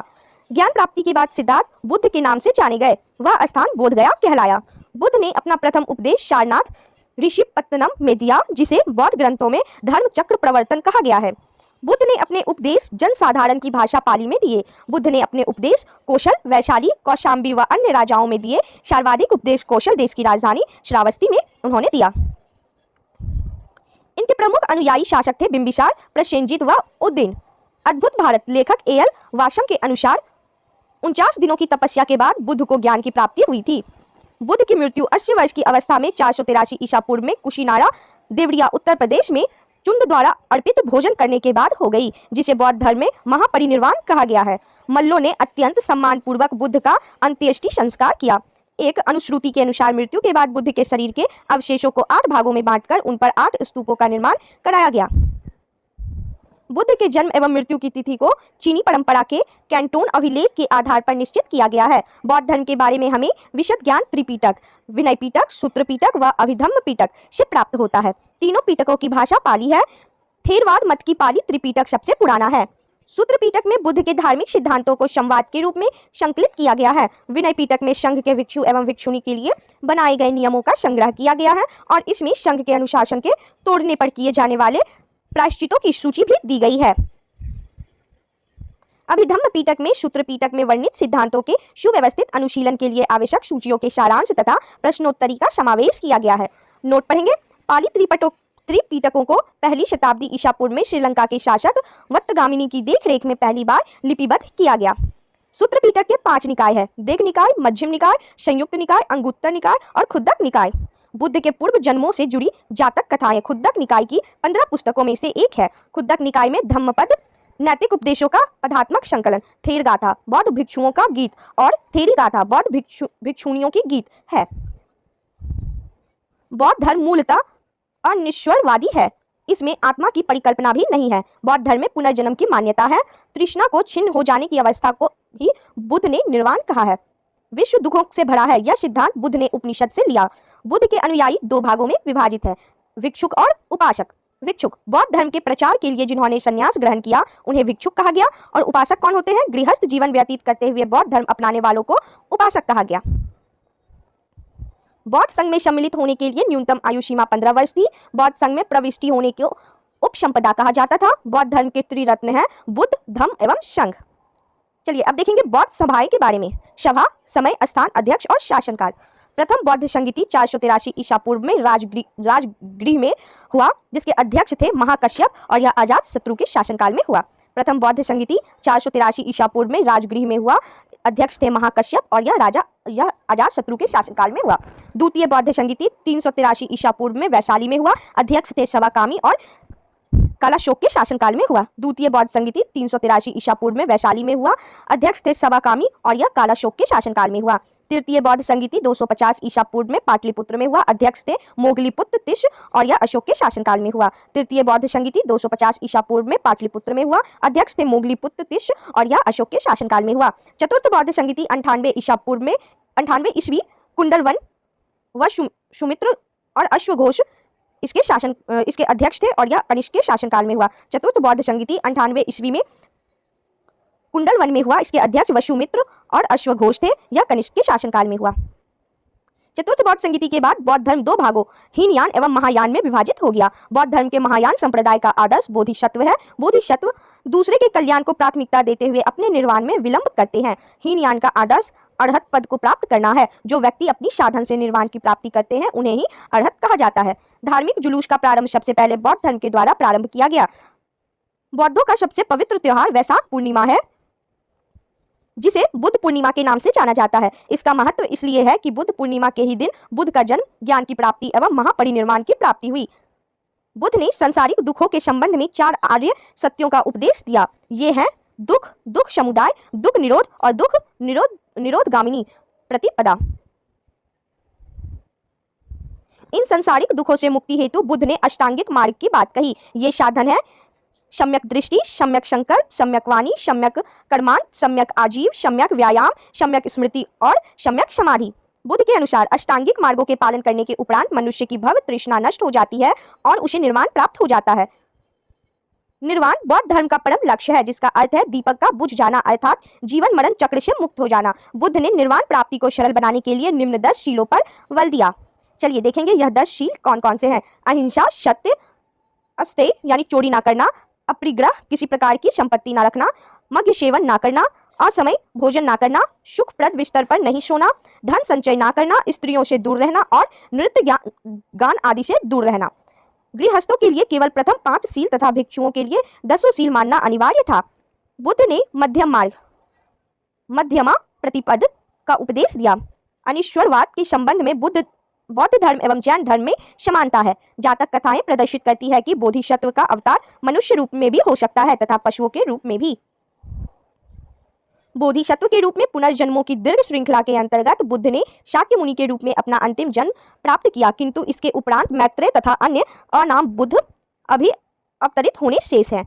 सर्वाधिक बुद्ध मूर्तियों का निर्माण गंधार शैली के अंतर्गत किया गया, लेकिन बुद्ध की प्रथम मूर्ति संभवतः मथुरा कला के अंतर्गत बनी थी। तिब्बत, भूटान एवं पड़ोसी देशों में बौद्ध धर्म का प्रचार पद्मसंभव गुरु रिनपाच ने किया। इनका संबंध बौद्ध धर्म के वज्रयान शाखा से था। इनकी 123 फीट ऊंची मूर्ति हिमाचल प्रदेश रेवालसर झील में है। नोट देखेंगे, भारत में उपासना की जाने वाली प्रथम मूर्ति संभवतः बुद्ध की है। भारत में उपासना की जाने वाली प्रथम मूर्ति संभवतः बुद्ध की है। भारत के महत्वपूर्ण बौद्ध मठ कौन कौन से हैं, किस स्थान पर है और किस राज्य या केंद्र शासित प्रदेश में है? चलिए एक एक करके देखेंगे। टाबो मठ, ताबो गांव, स्पीति घाटी, हिमाचल प्रदेश में है। ताबो मठ, ताबो गांव, स्पीति घाटी, हिमाचल प्रदेश में है। नामग्याल मठ, धर्मशाला, हिमाचल प्रदेश में है। नामग्याल मठ धर्मशाला में हिमाचल प्रदेश में है। हेमिश मठ लद्दाख पे जम्मू कश्मीर में है। हेमिश मठ लद्दाख जम्मू कश्मीर में है। थिकसे मठ लद्दाख जम्मू कश्मीर में है। थिकसे मठ लद्दाख जम्मू कश्मीर में है। शाशुर मठ लाहौल स्पीति हिमाचल प्रदेश में है। शाशुर मठ लाहौल स्पीति हिमाचल प्रदेश में है। मिंड्रालिंग मठ देहरादून उत्तराखंड में है। मिंड्रालिंग मठ देहरादून उत्तराखंड में है। रूमटेक मठ गंगटोक सिक्किम में है। रूमटेक मठ गंगटोक सिक्किम में है। तवांग मठ अरुणाचल प्रदेश में। तवांग मठ अरुणाचल प्रदेश में है। नाम ड्रॉलिंग मठ मैसूर कर्नाटक में है। नाम ड्रॉलिंग मठ मैसूर कर्नाटक में है। और बोधि मंडा मठ बोधगया बिहार में है। बोधि मंडा मठ बोधगया बिहार में है। शैव धर्म, भगवान शिव की पूजा करने वालों को शैव एवं शिव के से संबंधित धर्म को शैव धर्म कहा गया है। शिवलिंग उपासना का प्रारंभिक पुरातात्विक साक्ष्य हड़प्पा संस्कृति के अवशेषों से मिलता है। ऋग्वेद में शिव के लिए रुद्र नामक देवता का उल्लेख है। अथर्ववेद में शिव को भव, शर्व, पशुपति एवं भूपति कहा गया है। लिंग पूजा का पहला स्पष्ट वर्णन मत्स्य पुराण में मिलता है। महाभारत के अनुशासन पर्व से भी लिंग पूजा का वर्णन मिलता है। रुद्र के पत्नी के रूप में पार्वती का नाम तैत्तिरीय आरण्यक में मिलता है। शिव की पत्नी की सौम्य रूप है पद्मा, पार्वती, उमा, गौरी एवं भैरवी। वामन पुराण में शैव संप्रदाय की संख्या 4 बताई गई है। यह है पाशुपत, कापालिक, कालामुख और लिंगायत। पाशुपत संप्रदाय शैवों का सर्वाधिक प्राचीन संप्रदाय है। इसके संस्थापक लकुलिश थे, जिन्हें भगवान शिव ने 18 अवतारों में से एक माना जाता है। पशुपत संप्रदाय के अनुयायियों को पंचार्थिक कहा गया है। इस मत का प्रमुख सैद्धांतिक ग्रंथ पाशुपत सूत्र है। श्रीकर पंडित एक विख्यात पशुपत आचार्य थे। चलिए अब संप्रदाय और उनके संस्थापक देख लेंगे। आजीवक संप्रदाय के संस्थापक थे मखलीपुत्र गोशाल। आजीवक संप्रदाय के संस्थापक है मखलीपुत्र गोशाल।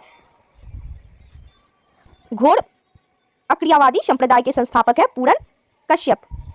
घोड़ अक्रियावादी संप्रदाय के संस्थापक है पूरन कश्यप। यदृच्छावाद के संस्थापक है आचार्य अजित। यदृच्छावाद के संस्थापक है आचार्य अजित। और भौतिकवादी संप्रदाय के संस्थापक है पकुत कच्चायन। भौतिकवादी संप्रदाय के संस्थापक है पकुत कच्चायन।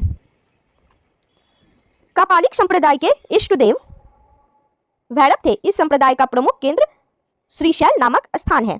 चलिए एक और संप्रदाय के बारे में देखेंगे, अनिश्चयवादी संप्रदाय, जिसके संस्थापक हैं संजय वेठलीपुत्र। अनिश्चयवादी संप्रदाय के संस्थापक है संजय वेठलीपुत्र। नेक्स्ट पॉइंट देखेंगे, कालामुख संप्रदाय के अनुयायियों को शिव पुराण में महावर्तधर कहा गया है। इस संप्रदाय के लोग नर कपाल में ही भोजन, जल तथा सुरापान करते हैं और साथ ही अपने शरीर पर चिता की भस्म मलते हैं। लिंगायत संप्रदाय दक्षिण में प्रचलित था। इन्हें जंगम भी कहा जाता था। इस संप्रदाय के लोग शिवलिंग की उपासना करते थे। शून्य संपादने लिंगायतों का मुख्य धार्मिक ग्रंथ है। बशव पुराण में लिंगायत संप्रदाय के प्रवर्तक अल्लाह प्रभु तथा उनके शिष्य वासव को बताया गया है। इस संप्रदाय को वीरशैव संप्रदाय भी कहा जाता है। नोट, वासव व उनका भतीजा चन्ना वासव कर्नाटक के कलचुरी राजाओं के दरबार में रहते थे। जैनों के साथ कठिन संघर्ष के उपरांत उन्होंने अपने मत की स्थापना की थी। उन्होंने जाति प्रथा का कड़ा विरोध किया और उपवास, प्रतिभोज, तीर्थयात्रा एवं बलि प्रथा को अस्वीकार किया। बाल विवाह का विरोध किया और विधवा विवाह की अनुमति दी। 10वीं शताब्दी में मत्स्येंद्रनाथ ने नाथ संप्रदाय की स्थापना की। इस संप्रदाय का व्यापक प्रचार प्रसार बाबा गोरखनाथ के समय में हुआ। गोरखनाथ ने वर्ण व्यवस्था तथा ब्राह्मणों के विशेषाधिकारों की आलोचना की। उनके द्वारा प्रतिपादित सिद्धांत को तंत्र कहा जाता है। इसकी सदस्यता बिना जाति भेद सबके लिए खुली थी। दक्षिण भारत में शैव धर्म चालुक्य, राष्ट्रकूट, पल्लव एवं चोलों के समय लोकप्रिय रहा। पल्लव काल में शैव धर्म का प्रचार प्रसार नायनारों द्वारा किया गया। नायनार संतों की संख्या 63 बताई गई है, जिनमें अपार, तिरुज्ञान, शंबंदर एवं सुंदर मूर्ति आदि के नाम उल्लेखनीय है।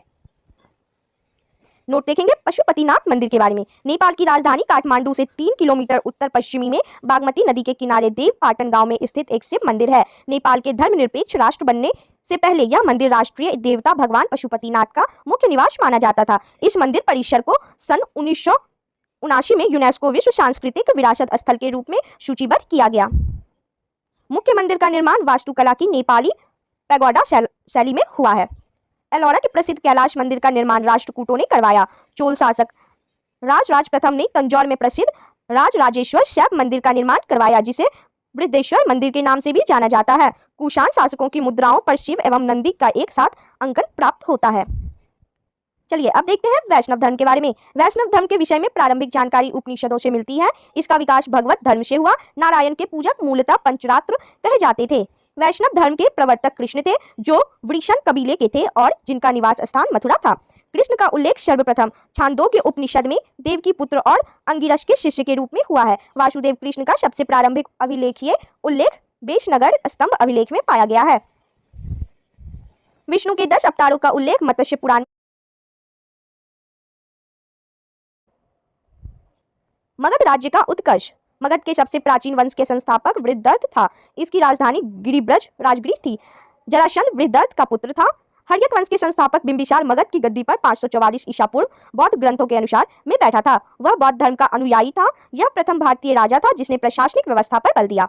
बिंबिसार ने ब्रह्मदत्त को हराकर अंग राज्य को मगध में मिला लिया। बिंबिसार ने राजगृह का निर्माण कर उसे अपनी राजधानी बनाया। बिंबिसार ने मगध पर करीब 52 वर्षों तक शासन किया। महात्मा बुद्ध की सेवा में बिंबिसार ने राजवैद्य जीवक को भेजा। अवंती के राजा प्रगोत जब पांडु रोग से ग्रसित थे, उस समय भी बिंबिसार ने जीवक को उनकी सेवा शुश्रूषा के लिए भेजा था। बिंबिसार ने वैवाहिक संबंध स्थापित कर अपने साम्राज्य का विस्तार किया। इसने कौशल नरेश प्रसेनजीत की बहन महाकोशला से, वैशाली के चेटक की पुत्री चिल्लना से तथा मध्य देश आधुनिक पंजाब की राजकुमारी क्षेमा से शादी की। बिंबिसार की हत्या उसके पुत्र अजातशत्रु ने कर दी और वह 493 ईसा पूर्व में मगध की गद्दी पर बैठा। इसका उपनाम कुनिक था। वह प्रारंभ में जैन धर्म का अनुयायी था। अजातशत्रु ने 32 वर्षों तक मगध पर शासन किया। अजातशत्रु के सुयोग मंत्री का नाम वर्षकार था। इसी की सहायता से अजातशत्रु ने वैशाली पर विजय प्राप्त की। 461 ईसा पूर्व में अपने पिता की हत्या कर उदाइन मगध की गद्दी पर बैठा। उदाइन ने पाटिल ग्राम की स्थापना की। वह जैन धर्म का अनुयायी था। हर्यक वंश का अंतिम राजा उदाइन का पुत्र नागदशक था। नागदशक को उसके अमात्य शिशुनाग ने 412 ईसा पूर्व में अपदस्थ करके मगध पर शिशुनाग वंश की स्थापना की। शिशुनाग ने अपनी राजधानी पाटलिपुत्र से हटाकर वैशाली में स्थापित की। शिशुनाग का उत्तराधिकारी कालाशोक पुनः राजधानी को पाटलिपुत्र ले गया। शिशुनाग वंश का अंतिम राजा नंदीवर्धन था। नंद वंश का संस्थापक महापद्म नंद एवं अंतिम शासक गद्यानंद था। यह सिकंदर का समकालीन था। इसे चंद्रगुप्त मौर्य ने युद्ध में पराजित किया और मगध पर एक नए वंश मौर्य वंश की स्थापना की। चलिए अब पढ़ते हैं सिकंदर के बारे में। सिकंदर का जन्म 356 ईसा पूर्व में हुआ। उसका पिता फिलिप था। फिलिप 359 ईसा पूर्व में मकदूनिया का शासक बना। इसकी हत्या 329 ईसा पूर्व में कर दी गई। सिकंदर अरस्तु का शिष्य था। सिकंदर ने भारत विजय का अभियान 326 ईसा पूर्व में प्रारंभ किया। सिकंदर का सेनापति सेल्यूकस निकेटर था। सिकंदर को पंजाब के शासक पोरस के साथ युद्ध करना पड़ा, जिसे हाइडेस्पीच के युद्ध या झेलम का युद्ध के नाम से जाना जाता है। सिकंदर की सेना ने व्यास नदी के पश्चिमी तट पर पहुंचकर उसे पार करने से इनकार कर दिया। सिकंदर स्थल मार्ग द्वारा 325 ईसा पूर्व में भारत से लौटा। सिकंदर की मृत्यु 323 ईसा पूर्व में बेबीलोन में 33 वर्ष की अवस्था में हो गई। सिकंदर का जल सेनापति का नाम निर्याकस था। सिकंदर का प्रिय घोड़ा बहुकेफला था। इसी के नाम पर इसने झेलम नदी के तट पर बहुकेफला नामक नगर बसाया। मौर्य साम्राज्य। चलिए अब मौर्य साम्राज्य के बारे में पढ़ते हैं। मौर्य वंश का संस्थापक चंद्रगुप्त मौर्य का जन्म 345 ईसा पूर्व में हुआ था। जस्टिन ने चंद्रगुप्त मौर्य को सेंड्रोकोटस कहा है, जिसकी पहचान विलियम जोन्स ने चंद्रगुप्त मौर्य से की है।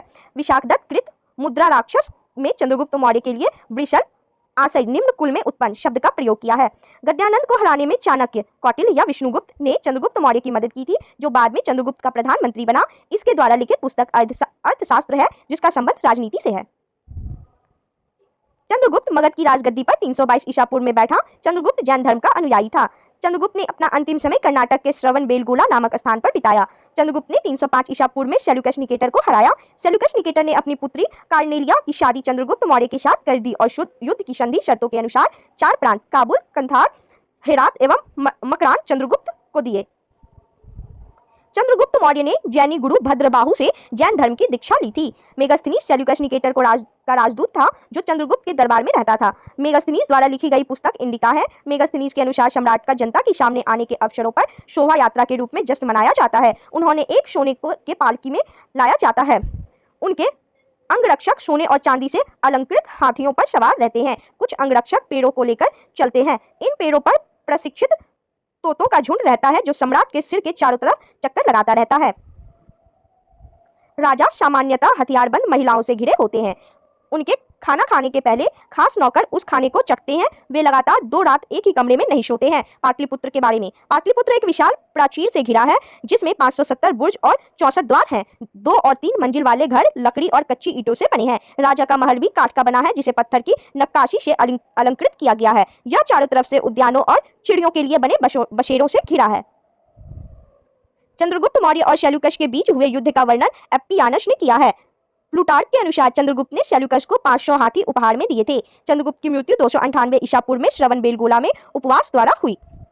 बिंदुसार, चंद्रगुप्त मौर्य का उत्तराधिकारी बिंदुसार हुआ जो 298 ईसा पूर्व में मगध की राजगद्दी पर बैठा। इसे अमित्रघात के नाम से भी जाना जाता है। अमित्रघात का अर्थ है शत्रु विनाशक। बिंदुसार आजीवक संप्रदाय का अनुयायी था। नोट: आजीवक संप्रदाय की स्थापना मक्खलीपुत्र गोशाल ने की थी। आजीवक संप्रदाय की स्थापना मक्खलीपुत्र गोशाल ने की थी। वायु पुराण में बिंदुसार को भद्रसार या वारिसार कहा गया है।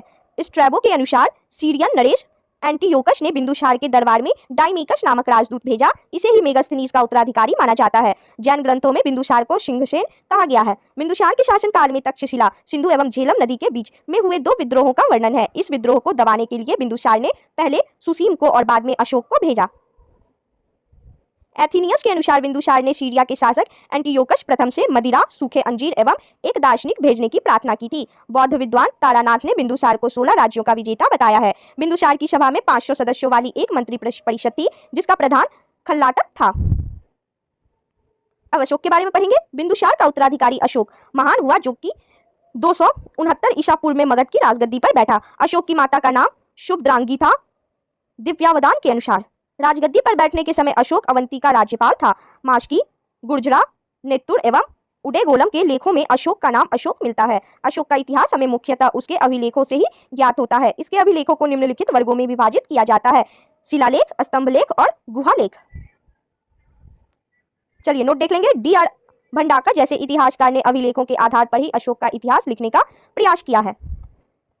कर्नाटक के गुलबर्गा जिला के कनगनहल्ली से प्राप्त उभारदार मूर्ति शिल्प रिलीफ स्कल्पचर शिलालेख में अशोक के प्रस्तर रूप चित्र के साथ रानियों अशोक, राजा अशोक उल्लिखित है।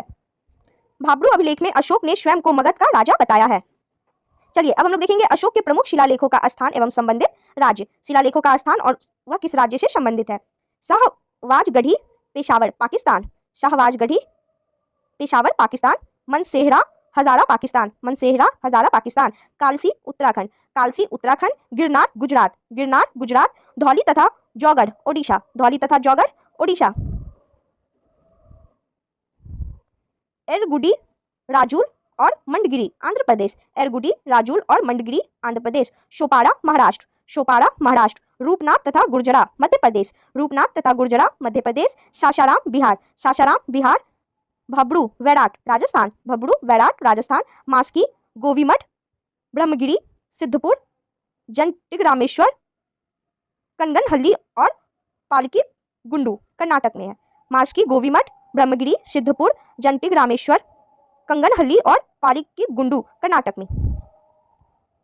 अहरौरा, उत्तर प्रदेश। अहरौरा, उत्तर प्रदेश।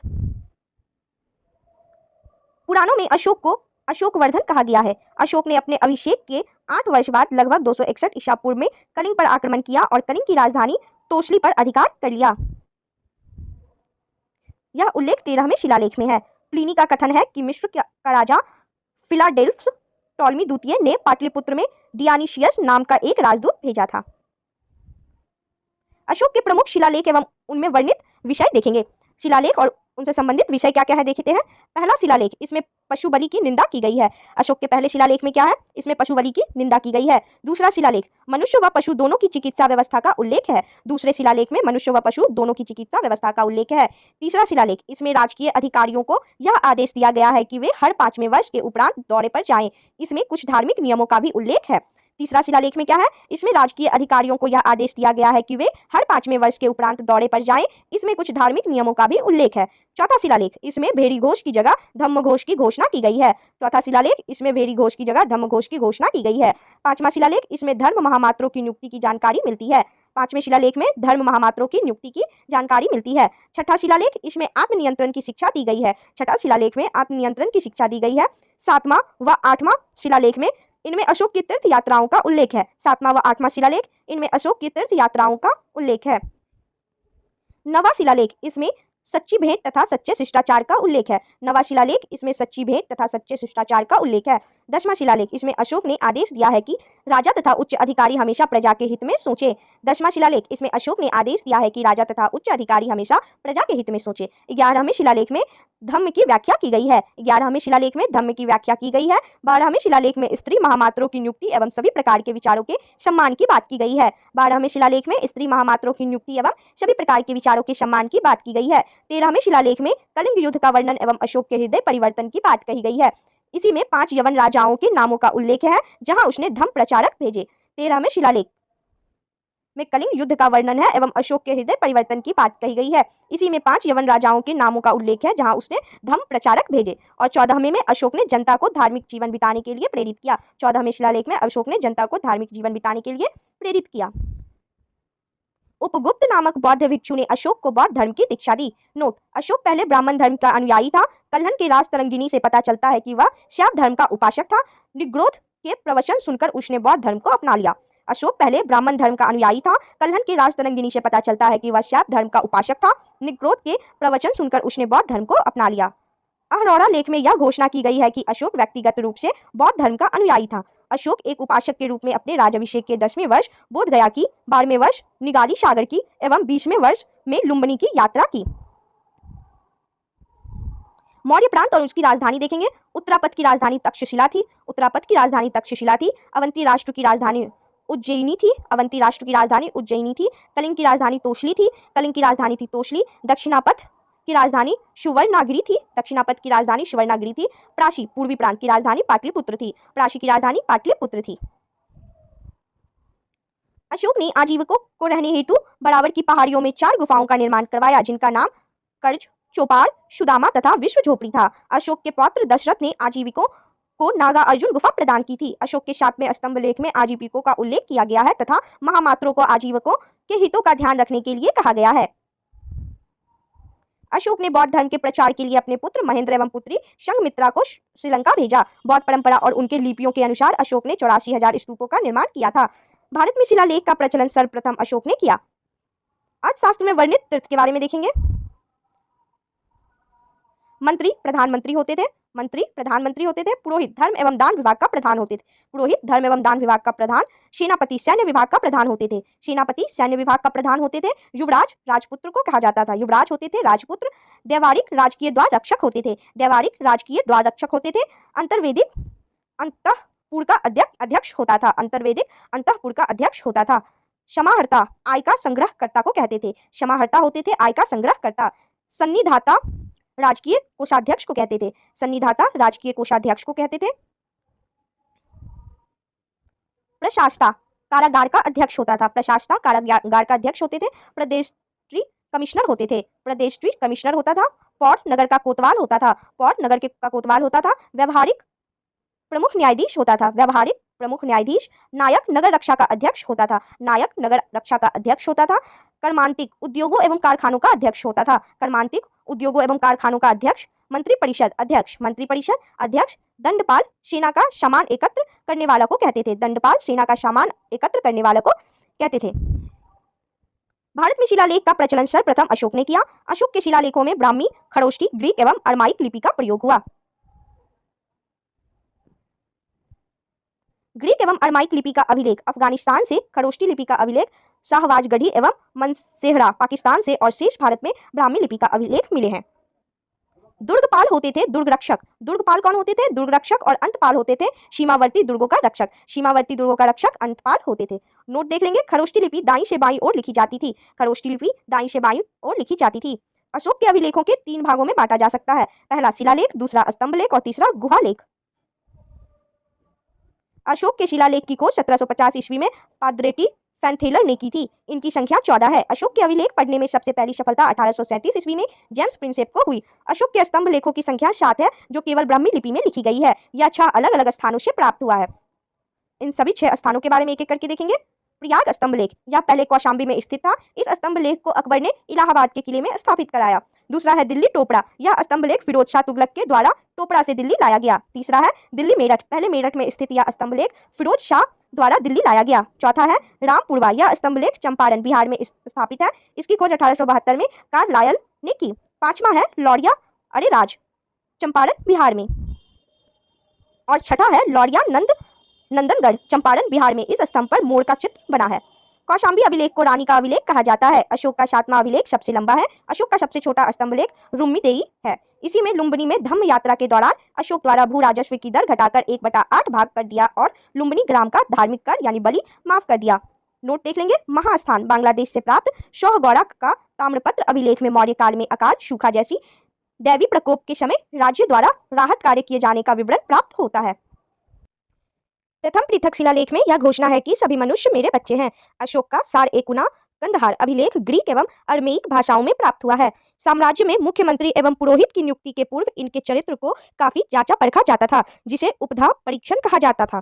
सम्राट की सहायता के लिए एक मंत्री परिषद होती थी, जिसमें सदस्यों की संख्या 12, 16 या 20 हुआ करती थी। अर्थशास्त्र में शीर्षस्थ अधिकारी के रूप में तीर्थ का उल्लेख मिलता है, जिसे महामात्र भी कहा जाता था। इसकी संख्या 18 थी। अर्थशास्त्र में चर जासूस को कहा गया है। अशोक के समय मौर्य साम्राज्य में प्रांतों की संख्या 5 थी। प्रांतों को चक्र कहा जाता था। प्रांतों के प्रशासक कुमार या आर्यपुत्र या राष्ट्रिक कहलाते थे। प्रांतों का विभाजन विषय में किया गया था, जो विषयपति के अधीन होते थे। प्रशासन की सबसे छोटी इकाई ग्राम थी, जिसका मुखिया ग्रामिक कहलाता था।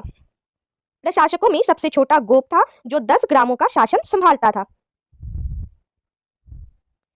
चलिए अब देखेंगे प्रशासनिक समिति एवं उनके कार्य। समिति और उनके कार्य क्या क्या थे?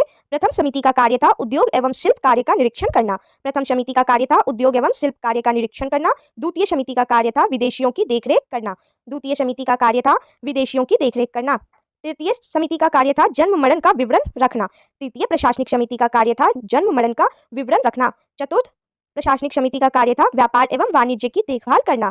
चतुर्थ समिति का कार्य था व्यापार एवं वाणिज्य की देखभाल करना। पंचम समिति का कार्य था निर्मित वस्तुओं के विक्रय का निरीक्षण करना। पंचम समिति का कार्य था निर्मित वस्तुओं के विक्रय का निरीक्षण करना। षष्ठ समिति का कार्य था विक्री कर वसूल करना। षष्ठ समिति का कार्य था विक्री कर वसूल करना।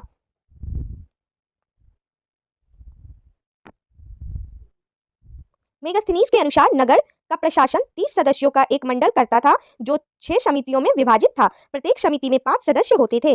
बिक्री कर के रूप में मूल्य का 10वां भाग वसूला जाता था। इसे बचाने वालों को मृत्युदंड दिया जाता था। मेगास्थनीज के अनुसार एग्रोनोमोई मार्ग निर्माण अधिकारी था। जस्टिन के अनुसार चंद्रगुप्त मौर्य की सेना में लगभग 50,000 अश्वारोही सैनिक, 9,000 हाथी व 8,000 रथ थे। जस्टिन नामक यूनानी लेखक के अनुसार चंद्रगुप्त ने अपनी 6 लाख की फौज से सारे भारत को रौंद दिया। यह बात सही भी हो सकती है और नहीं भी, लेकिन यह सही है कि चंद्रगुप्त ने पश्चिमोत्तर भारत को सेल्यूकस की गुलामी से मुक्त किया। जस्टिन ने चंद्रगुप्त की सेना को लुटेरों की सेना कहा है। युद्ध क्षेत्र में सेना का नेतृत्व करने वाला अधिकारी नायक कहलाता था। सैन्य विभाग का सबसे बड़ा अधिकारी सेनापति होता था। प्लिनी नामक यूनानी लेखक के अनुसार चंद्रगुप्त की सेना में 6 लाख पैदल सिपाही, 30,000 घुड़सवार और 9,000 हाथी थे। मेगास्थनीज के अनुसार मौर्य सेना का रखरखाव 5 सदस्यीय 6 समितियां करती थी। मौर्य प्रशासन में गुप्तचर विभाग महामात्य सर्प नामक अमात्य के अधीन था।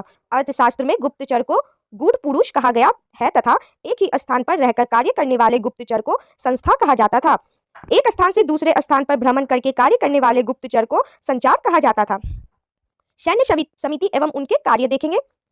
प्रथम सैन्य समिति का कार्य था जल सेना की व्यवस्था करना। प्रथम समिति जल सेना की व्यवस्था करना। द्वितीय सैन्य समिति का कार्य था यातायात एवं रसद की व्यवस्था करना। द्वितीय सैन्य समिति का कार्य था यातायात एवं रसद की व्यवस्था करना। तृतीय सैन्य समिति का कार्य था पैदल सैनिकों की देखरेख करना। तृतीय सैन्य समिति का कार्य था पैदल सैनिकों की देखरेख करना। चतुर्थ सैन्य समिति का कार्य था अश्वारोहियों की सेना की देखरेख करना। चतुर्थ सैन्य समिति का कार्य था अश्वारोहियों की सेना की देखरेख करना। पंचम सैन्य समिति का कार्य था गज सेना की देखरेख करना। पंचम सैन्य समिति का कार्य था गज सेना की देखरेख करना। और षष्ठ समिति का कार्य था रथ सेना की देखरेख करना। षष्ठ सैन्य समिति का कार्य था रथ सेना की देखरेख करना। अशोक के समय जनपदीय न्यायालय के न्यायाधीश को राजुक कहा जाता था। सरकारी भूमि को सीता भूमि कहा जाता था। बिना वर्षा के अच्छी खेती होने वाली भूमि को अदेवमात्रित कहा जाता था। मौर्य काल में द्रोण अनाज के माप के लिए प्रयोग होता था। मेगस्थनीज ने भारतीय समाज को 7 वर्गों में विभाजित किया है। दार्शनिक, किसान, अहिर, कारीगर, सैनिक, निरीक्षक एवं सभासद। स्वतंत्र वैश्यावृत्ति को अपनाने वाली महिला रूपा जीवा कहलाती थी। नंदवंश के विनाश करने में चंद्रगुप्त मौर्य ने कश्मीर के राजा प्रवर्तक से सहायता प्राप्त की थी। मौर्य शासन 137 वर्षों तक रहा। भागवत पुराण के अनुसार मौर्य वंश में 10 राजा हुए, जबकि वायु पुराण के अनुसार 9 राजा हुए। मौर्य वंश का अंतिम शासक बृहदर्थ था। इसकी हत्या इसके सेनापति पुष्यमित्र शुंग ने 185 ईसा पूर्व में कर दी और मगध पर शुंग वंश की नींव डाली। नोट: अशोकाराम विहार पाटलिपुत्र में था। अशोकाराम विहार पाटलिपुत्र में था। भारत के यवन राज्य। भारत पर आक्रमण करने वाले विदेशी आक्रमणकारियों का क्रम है हिंदू यूनानी, फिर शक, फिर पहलव और फिर कुषाण। सेल्यूकस के द्वारा स्थापित पश्चिमी तथा मध्य एशिया के विशाल साम्राज्य को इसके उत्तराधिकारी एंटियोकस प्रथम ने अक्षुण्ण बनाए रखा। एंटियोकस द्वितीय ने शासनकाल में विद्रोह के फलस्वरूप उसके अनेक प्रांत स्वतंत्र हो गए। बैक्ट्रिया के विद्रोह का नेतृत्व डियोडोटस प्रथम ने किया था। बैक्ट्रिया पर डियोडोटस प्रथम के साथ इन राजाओं ने क्रमशः शासन किया। डियोडोटस द्वितीय, यूथिडेमस, डेमिट्रियस, मिनांडर, यूक्रेटाइडस, एंटी आल्किडस तथा हर्मिक्स। भारत पर सबसे पहले आक्रमण बैक्ट्रिया के शासक डेमिट्रियस ने किया। इसने 190 ईसा पूर्व में भारत पर आक्रमण कर अफगानिस्तान, पंजाब एवं सिंध के बहुत बड़े भाग पर अधिकार कर लिया। इसने शाकल को अपनी राजधानी बनाई। इसे ही हिंद यूनानी या बैक्ट्रियाई यूनानी कहा गया। हिंद यूनानी शासकों में सबसे अधिक विख्यात मिनांडर 165 से 145 ईसा पूर्व तक हुआ। इसकी राजधानी शाकल, आधुनिक सियालकोट, शिक्षा का प्रमुख केंद्र था। मिनांडर ने नागसेन यानी नागार्जुन से बौद्ध धर्म की दीक्षा ली। मिनांडर के प्रश्न एवं नागसेन द्वारा दिए गए उत्तर एक पुस्तक के रूप में संग्रहित है, जिसका नाम मिलिंद पनोह अर्थात मिलिंद के प्रश्न या मिलिंद प्रश्न है। हिंद यूनानी भारत के पहले शासक हुए जिनके जारी किए सिक्कों के बारे में निश्चित रूप से कहा जाता है कि सिक्के किन किन राजाओं के हैं। भारत में सबसे पहले हिंद यूनानियों ने ही सोने के सिक्के जारी किए। हिंद यूनानी शासकों ने भारत के पश्चिमोत्तर सीमा प्रांत में यूनान की प्राचीन कला चलाई, जिसे हेलेनिस्टिक आर्ट कहते हैं। भारत में गंधार कला इसका उत्तम उदाहरण है। नोट देखेंगे, यूनानियों ने पर्दे का प्रचलन आरंभ कर भारतीय नाट्य कला के विकास में योगदान दिया। चूंकि पर्दा यूनानियों की देन था, इसलिए वह यवनिका के नाम से प्रसिद्ध हुआ। गुप्त साम्राज्य। गुप्त साम्राज्य का उदय 3री शताब्दी के अंत में प्रयाग के निकट कौशाम्बी में हुआ। संभवतः गुप्त लोग कुषाणों के सामंत थे। गुप्त वंश का संस्थापक श्रीगुप्त था 240 से 280 ईस्वी तक। श्रीगुप्त का उत्तराधिकारी घटोत्कच हुआ 280 से 320 ईस्वी तक। गुप्त वंश का प्रथम महान सम्राट चंद्रगुप्त प्रथम था। यह 320 ईस्वी में गद्दी पर बैठा। इसने लिच्छवी राजकुमारी कुमार देवी से विवाह किया। इसने महाराजाधिराज की उपाधि धारण की। गुप्त संवत 319 से 320 ईस्वी की शुरुआत चंद्रगुप्त प्रथम ने की। चंद्रगुप्त प्रथम का उत्तराधिकारी समुद्रगुप्त हुआ, जो 335 ईस्वी में राजगद्दी पर बैठा। इसने आर्यावर्त के 9 शासकों और दक्षिणावर्त के 12 शासकों को पराजित किया। इन्हीं विजयों के कारण इसे भारत का नेपोलियन कहा जाता है। इसने अश्वमेधकर्ता, विक्रमांक एवं परम भागवत की उपाधि धारण की। इसे कविराज भी कहा जाता था। समुद्रगुप्त विष्णु का उपासक था। समुद्रगुप्त संगीत प्रेमी था। ऐसा अनुमान उसके सिक्कों पर उसे वीणा वादन करते हुए सिखाया जाने से लगाया गया है। समुद्रगुप्त का दरबारी कवि हरिसेन था, जिसने इलाहाबाद प्रशस्ति लेख की रचना की। नोट देखेंगे, परम भागवत की उपाधि धारण करने वाला प्रथम गुप्त शासक समुद्रगुप्त था। गया एवं नालंदा से मिले 2 ताम्रलेख में समुद्रगुप्त को परम भागवत कहा गया है। परम भागवत की उपाधि धारण करने वाला प्रथम गुप्त शासक समुद्रगुप्त था। गया एवं नालंदा से मिले 2 ताम्रलेख में समुद्रगुप्त को परम भागवत कहा गया है। समुद्रगुप्त का उत्तराधिकारी चंद्रगुप्त द्वितीय हुआ, जो 380 ईस्वी में राजगद्दी पर बैठा। इसके शासनकाल में चीनी बौद्ध यात्री फाहियान भारत आया। शकों पर विजय के उपलक्ष्य में चंद्रगुप्त द्वितीय ने चांदी के सिक्के चलाए। चंद्रगुप्त द्वितीय ने विक्रमादित्य की उपाधि धारण की। यह उपाधि इससे पूर्व 57 ईसा पूर्व में उज्जैन के शासक ने भी पश्चिमी भारत में शक क्षत्रपों पर विजय पाने के उपलक्ष्य में धारण की थी। शाप चंद्रगुप्त द्वितीय का राजकवि था। चंद्रगुप्त द्वितीय के समय में पाटलिपुत्र एवं उज्जैनी विद्या के प्रमुख केंद्र थे। अनुश्रुति के अनुसार चंद्रगुप्त द्वितीय के दरबार में 9 विद्वानों की एक मंडली निवास करती थी, जिसे नवरत्न कहा गया है। महाकवि कालिदास संभवतः इनमें अग्रणी थे। कालिदास के अतिरिक्त इनमें धन्वंतरी, छपनक, फलित ज्योतिष के विद्वान, अमर सिंह कोशकार, शंकु जो वास्तुकार थे, वेताल भट्ट, घटकरपर, वराहमिहिर जो खगोल विज्ञानी थे एवं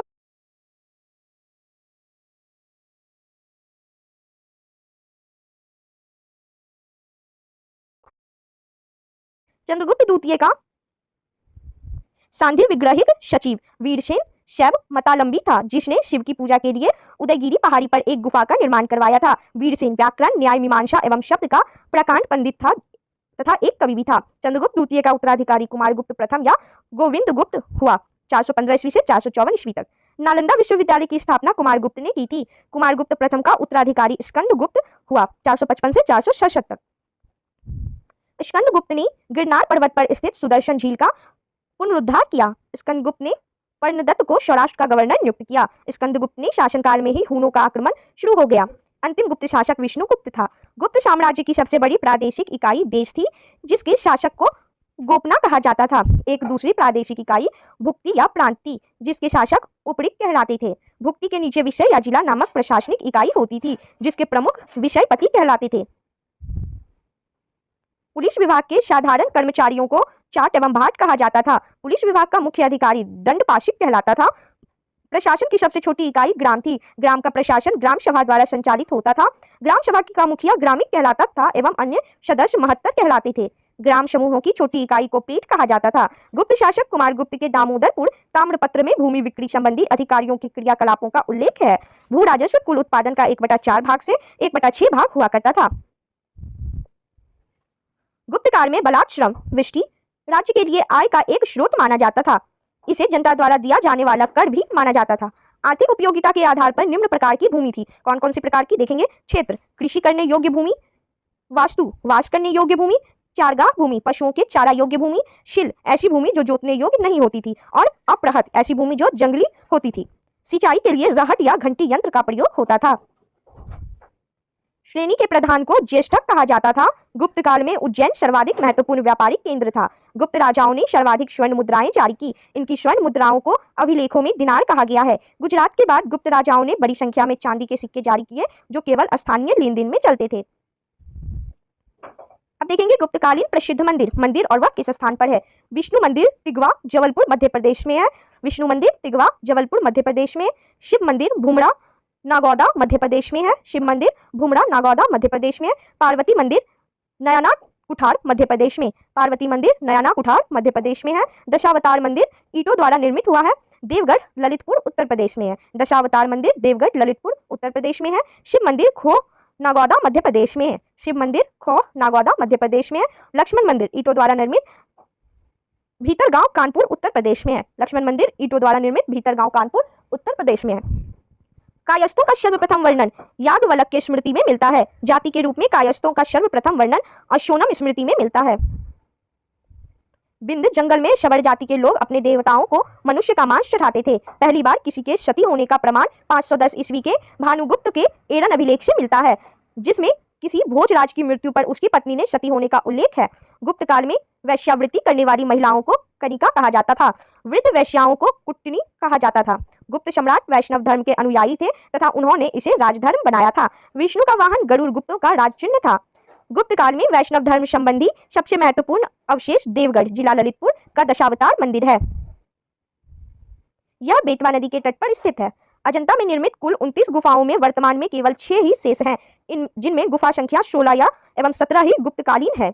इसमें गुफा संख्या 16 में उत्कीर्ण मरणासन राजकुमारी का चित्र प्रशंसनीय है। गुफा संख्या 17 के चित्र को चित्रशाला कहा गया है। इस चित्रशाला में बुद्ध के जन्म, जीवन, महाविनिष्क्रमण एवं महापरिनिर्वाण की घटनाओं से संबंधित चित्र उद्धृत किए गए हैं।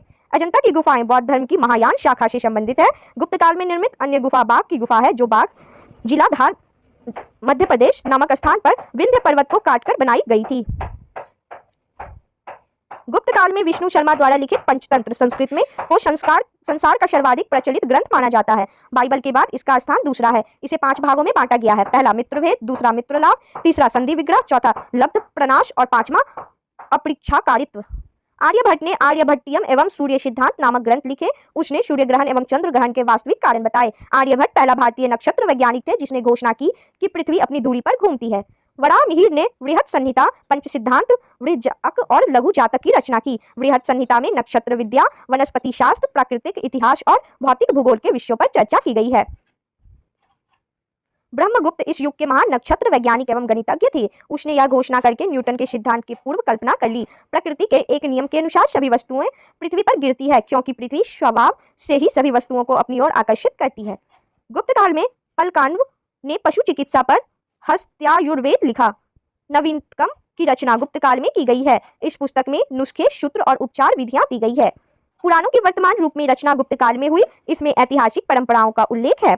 संस्कृत गुप्त राजाओं की शासकीय भाषा थी। गुप्त काल में चांदी के सिक्कों को रूपयका कहा जाता था। याज्ञवल्क्य, नारद, कात्यायन एवं बृहस्पति स्मृतियों की रचना गुप्त काल में ही हुई। मंदिर बनाने की कला का जन्म गुप्त काल में ही हुआ। त्रिमूर्ति की अवधारणा का विकास गुप्त काल में ही हुआ। गुप्त वंश के शासकों ने मंदिरों एवं ब्राह्मणों को सबसे अधिक ग्राम अनुदान में दिया। गुप्त काल लौकिक साहित्य की सर्जना के लिए स्मरणीय है। भास के 13 नाटक इसी कला के हैं। शूद्रक का लिखा नाटक मृच्छकटिकम या माटी की खिलौनागाड़ी, जिसमें निर्धन ब्राह्मण के साथ वेश्या का प्रेम वर्णित है, प्राचीन नाटकों में सर्वोत्कृष्ट माना जाता है। कालिदास की कृति अभिज्ञान शाकुंतलम राजा दुष्यंत एवं शकुंतला की प्रेम की कथा द्वितीय भारतीय रचना है, जिसका अनुवाद यूरोपीय भाषाओं में हुआ। ऐसी प्रथम रचना है भागवत गीता। सांस्कृतिक उपलब्धियों के कारण गुप्त काल को भारतीय इतिहास का स्वर्ण युग कहा जाता है। नोट: नगरों का क्रमिक पतन गुप्त काल की महत्वपूर्ण विशेषता थी। नगरों का क्रमिक पतन गुप्त काल की महत्वपूर्ण विशेषता थी। अब देखेंगे वकाटक राजवंश के बारे में। वकाटक राजवंश की स्थापना 255 ईस्वी के लगभग विंध्य शक्ति नामक पुष्यभूति वंश या वर्धन वंश। गुप्त वंश के पतन के बाद जिन नए राजवंशों का उद्भव हुआ उनमें मैत्रक, मौखरी, पुष्यभूति, परवर्ती, गुप्त और गौड़ प्रमुख हैं। इन राजवंशों में पुष्यभूति वंश के शासकों ने सबसे विशाल साम्राज्य स्थापित किया।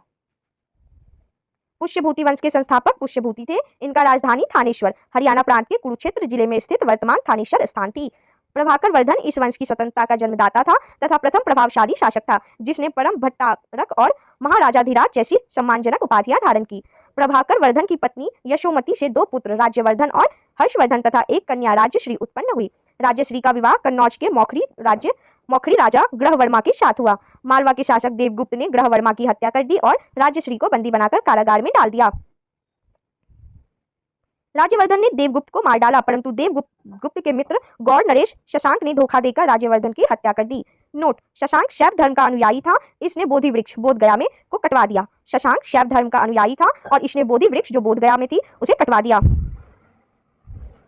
राज्यवर्धन की मृत्यु के बाद 606 ईस्वी में 16 वर्ष की अवस्था में हर्षवर्धन थानेश्वर की गद्दी पर बैठा। हर्ष को शिलादित्य के नाम से भी जाना जाता था। इसने परम भट्टारक नरेश की उपाधि धारण की थी। हर्ष ने शशांक को पराजित करके कन्नौज पर अधिकार कर लिया तथा उसे अपनी राजधानी बनाया।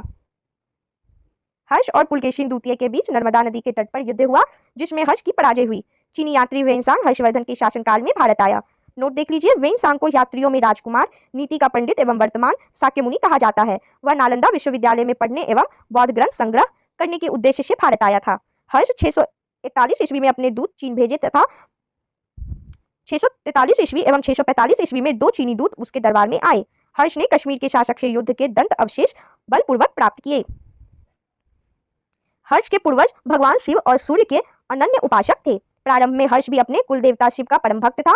चीनी यात्री वेनसांग से मिलने के बाद उसने बौद्ध धर्म की महायान शाखा को राज्यश्रय प्रदान किया तथा वह पूर्ण बौद्ध बन गया। हर्ष के समय में नालंदा महाविहार महायान बौद्ध धर्म की शिक्षा का प्रधान केंद्र था। हर्ष के समय में प्रयाग में प्रति 5वें वर्ष एक समारोह आयोजित किया जाता था, जिसे महामोक्ष परिषद कहा जाता था। वेनसांग एवं छठे समारोह में सम्मिलित हुआ। बाणभट्ट हर्ष के दरबारी कवि थे। उन्होंने हर्ष चरित एवं कादंबरी की रचना की। बाणभट्ट के गुरु भरचू थे। प्रियदर्शिका, रत्नावली तथा नागानंद नामक 3 संस्कृत नाटक ग्रंथों की रचना हर्ष ने की थी। कहा जाता है कि धावक नामक कवि ने हर्ष से पुरस्कार लेकर उसके नाम से ये तीनों नाटक लिख दिए। हर्ष को भारत का अंतिम हिंदू सम्राट कहा गया है, लेकिन वह ना तो कट्टर हिंदू था और ना ही सारे देश का शासक। हर्ष के अधीनस्थ शासक महाराज अथवा महासामंत कहे जाते थे। हर्ष के मंत्रिपरिषद के मंत्री को सचिव या अमात्य कहा जाता था। प्रशासन की सुविधा के लिए हर्ष को साम्राज्य कई प्रांतों में विभाजित था। प्रांत को भुक्ति कहा जाता था। प्रत्येक भुक्ति का शासक राजस्थानीय, उपरीक अथवा राष्ट्रीय कहलाता था। भुक्ति का विभाजन जिलों में हुआ था। जिले की संज्ञा थी विषय, जिसका प्रधान विषयपति होता था। विषय के अंतर्गत कई पाठक आधुनिक तहसील होते थे। ग्राम शासन की सबसे छोटी इकाई थी। ग्राम शासन का प्रधान ग्रामाछपटलिक कहा जाता था। हर्षचरित के अनुसार हर्ष की मंत्री परिषद थी। भंडी प्रधान सचिव, भंडी होते थे प्रधान सचिव। सिंहनाद होते थे प्रधान सेनापति, सिंहनाद होते थे प्रधान सेनापति। कुंतल होते थे अश्वसेना का प्रधान, कुंतल होते थे अश्वसेना का प्रधान। और स्कंदगुप्त गज सेना का प्रमुख, स्कंदगुप्त होते थे गज सेना का प्रमुख। पुलिस कर्मियों को चाट या भाट कहा गया है। दंडपाशिक तथा डांडिक पुलिस विभाग के अधिकारी होते थे। अश्वसेना के अधिकारियों को वृद्धेश्वर, पैदल सेना के अधिकारियों को बालाधिकृत या महाबालाधिकृत कहा जाता था। हर्षचरित में सिंचाई के साधन के रूप में तुला यंत्र, जल पंप का उल्लेख मिलता है। हर्ष के समय मथुरा सूती वस्त्रों के निर्माण के लिए प्रसिद्ध था। नोट देखेंगे, हर्षचरित में प्रांतीय शासक के लिए लोकपाल शब्द आया है। हर्षचरित में प्रांतीय शासक के लिए लोकपाल शब्द आया है। अब देखते हैं दक्षिण भारत के प्रमुख राजवंश। पल्लव वंश। पल्लव वंश का संस्थापक सिंह विष्णु 575 से 600 तक था। इसकी राजधानी कांची, तमिलनाडु में कांचीपुरम थी। वह वैष्णव धर्म का अनुयायी था। सिंह विष्णु ने अवनी सिंह की उपाधि धारण की। सिंह विष्णु ने मामल्लपुरम में आदि वाराह मंदिर का निर्माण करवाया। किरातार्जुनियम के लेखक भारवी सिंह विष्णु के दरबार में रहते थे। पल्लव वंश के प्रमुख शासक हुए कर्मशा महेंद्र वर्मन प्रथम 600 से 630 ईस्वी तक, नरसिंह वर्मन प्रथम 630 से 668 ईस्वी तक, महेंद्र वर्मन द्वितीय 668 से 670 ईस्वी तक, परमेश्वर वर्मन प्रथम 670 से 700 ईस्वी तक, नरसिंह वर्मन द्वितीय 700 से 728 ईस्वी तक और नंदी वर्मन द्वितीय 730 से 800 ईस्वी तक। मतविलास प्रहसन की रचना महेंद्र वर्मन ने की थी। महेंद्र वर्मन शुरू में जैन मतावलंबी था, परंतु बाद में तमिल संत अप्पर के प्रभाव में आकर शैव बन गया था। महाबलीपुरम के एकाश्म मंदिर, जिन्हें रथ कहा गया है, का निर्माण पल्लव राजा नरसिंह वर्मन प्रथम के द्वारा करवाया गया था। रथ मंदिरों की संख्या 7 है। रथ मंदिरों में सबसे छोटा द्रौपदी रथ है, जिसमें किसी प्रकार का अलंकरण नहीं मिलता है। वात्पीकुंड व महामल्ल की उपाधि नरसिंह वर्मन प्रथम ने धारण की थी। इसके शासनकाल में चीनी यात्री हुएन सांग कांची आया था। परमेश्वर वर्मन प्रथम शैव मतानुयायी था। उसने लोकादित्य, एकमल्ल, रंजय, अत्यंत काम, उग्रदंड, गुणभाजन आदि की उपाधियां ग्रहण की थी। इसने मामल्लपुरम में गणेश मंदिर का निर्माण करवाया था। परमेश्वर वर्मन प्रथम विद्या प्रेमी भी था और उसने विद्या विनीत की उपाधि भी ली थी। अरबों के आक्रमण के समय पल्लवों का शासक नरसिंह वर्मन द्वितीय था। उसने राजा सिंह, राजाओं में सिंह, आगम प्रिय, शास्त्रों का प्रेमी और शंकर भक्त, शिव का उपासक की उपाधियां धारण की। उसने कांची के कैलाशनाथ मंदिर का निर्माण करवाया, जिसे राज सिद्धेश्वर मंदिर भी कहा जाता है। इसी मंदिर के निर्माण से द्रविड़ स्थापत्य कला की शुरुआत हुई। महाबलीपुरम में शोर मंदिर का निर्माण भी नरसिंह वर्मन द्वितीय ने किया। कांची के कैलाशनाथ मंदिर में पल्लव राजाओं और रानियों की आदमकद तस्वीरें लगी हैं। 10 कुमार रचित चरित्र के लेखक दंडी नरसिंह वर्मन द्वितीय के दरबार में रहते थे। कांची के मुक्तेश्वर मंदिर तथा वैकुंठ पेरुमाल मंदिर का निर्माण नंदीवर्मन द्वितीय ने कराया। प्रसिद्ध वैष्णव संत तिरुमंडई अल्लवार नंदीवर्मन द्वितीय के समकालीन थे। नंदीवर्मन तृतीय शैव मतानुयायी था। उसकी राजसभा में तमिल भाषा का प्रसिद्ध कवि संत पेरुदेवनार निवास करता था, जिसने भारत वेणुआ नामक ग्रंथ की रचना की। पल्लव वंश का अंतिम शासक कंप वर्मा था 1948 से 1980 तक। चोल। 9वीं शताब्दी में चोल वंश पल्लवों के ध्वंसावशेषों पर स्थापित हुआ। इस वंश के संस्थापक विजयालय 850 से 887 ईस्वी तक थे, जिसकी राजधानी तंजौर या तंजावुर था। तंजावुर का वास्तुकार कुंजर मल्लन राजराज पेरुथच्चन था। विजयालय ने नरकेशी की उपाधि धारण की और निशुंभ शूदिनी देवी का मंदिर बनवाया। चोलों का स्वतंत्र राज आदित्य प्रथम ने स्थापित किया। पल्लवों पर विजय पाने के उपरांत आदित्य प्रथम ने कोदंड राम की उपाधि धारण की। तक्कोलम के युद्ध में राष्ट्रकूट नरेश कृष्ण तृतीय ने परांतक प्रथम को पराजित किया। इस युद्ध में परांतक प्रथम का बड़ा लड़का राजादित्य मारा गया। राजराज प्रथम ने श्रीलंका पर आक्रमण किया। वहां के राजा महिम पंचम को भागकर श्रीलंका के दक्षिण जिला रोहन में शरण लेनी पड़ी। राजराज प्रथम श्रीलंका के विजित प्रदेशों को चोल साम्राज्य का एक नया प्रांत मुम्मिर चोल मंडलम, जिसकी राजधानी पोलन रुवा थी, बनाया। राजराज प्रथम शैव धर्म का अनुयायी था। इसने तंजौर में राजराजेश्वर का शिव मंदिर बनाया। चोल साम्राज्य का सर्वाधिक विस्तार राजेंद्र प्रथम के शासनकाल में हुआ है। बंगाल के पाल शासक महिपाल को पराजित करने के बाद राजेंद्र प्रथम ने गंगैकोट चोल की उपाधि धारण की और नवीन राजधानी गंगैकोट चोलपुरम के निकट चोलगंगम नामक विशाल तालाब का निर्माण करवाया। चोल काल में भूमि के प्रकार। वेल्लन वगाई, गैर ब्राह्मण किसान स्वामी की भूमि। वेल्लन वगाई क्या होती थी? गैर ब्राह्मण किसान स्वामी की भूमि। ब्रह्मदेव, ब्राह्मणों को उपहार में दी गई भूमि। ब्रह्मदेव होती थी ब्राह्मणों को उपहार में दी गई भूमि। शाला भोग कहते थे किसी विद्यालय के रख रखाव की भूमि। शाला भोग होती थी किसी विद्यालय के रख रखाव की भूमि।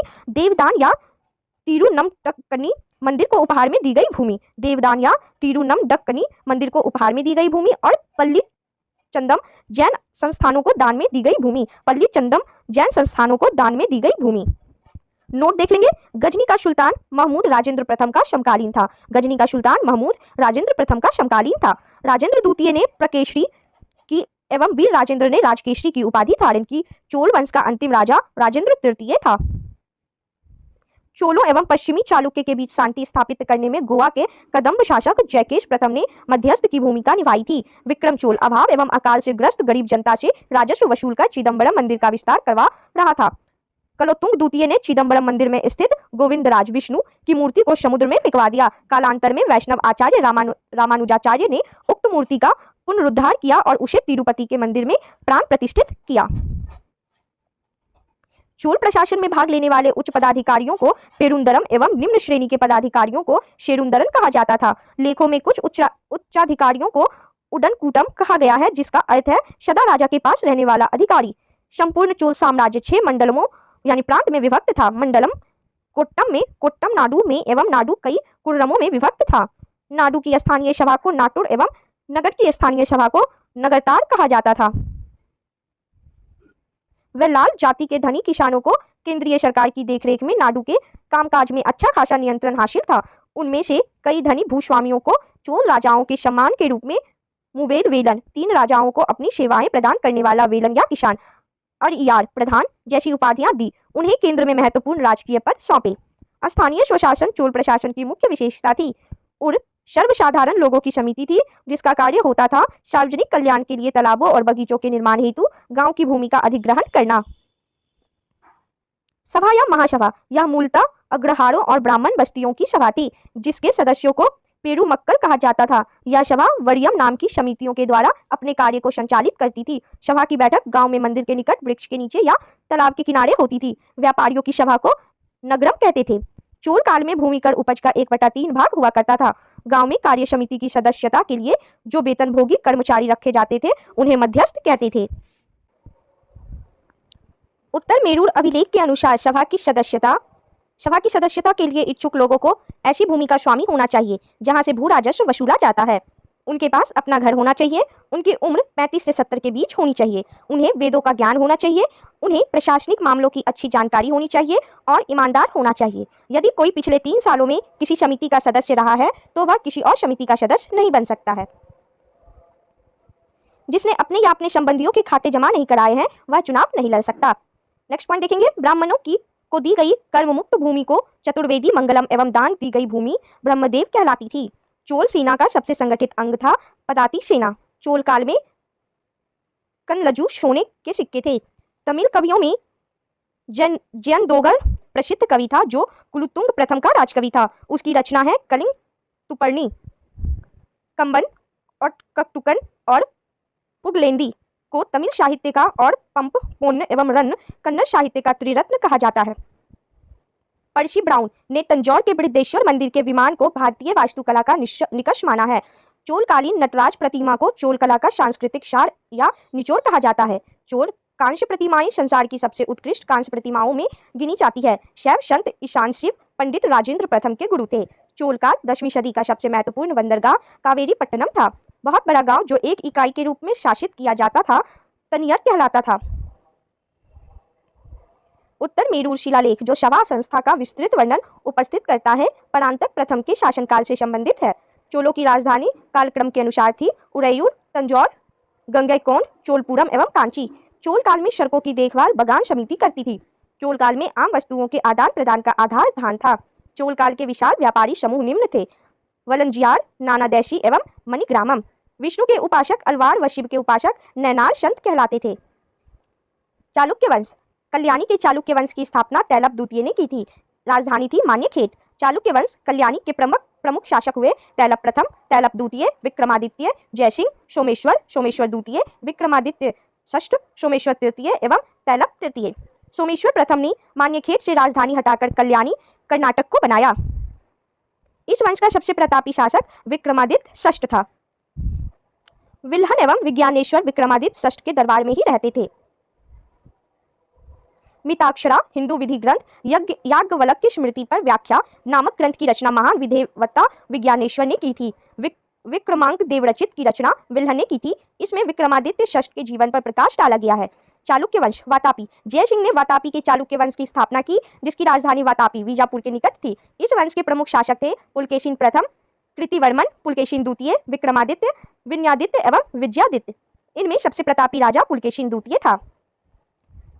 महाकूट स्तंभ लेख से प्रमाणित होता है कि पुलकेशिन द्वितीय बहुसुवर्ण एवं अग्निष्टोम यज्ञ संपन्न करवाया था। जिनेंद्र का मेगुती मंदिर पुलकेशिन द्वितीय ने बनवाया था।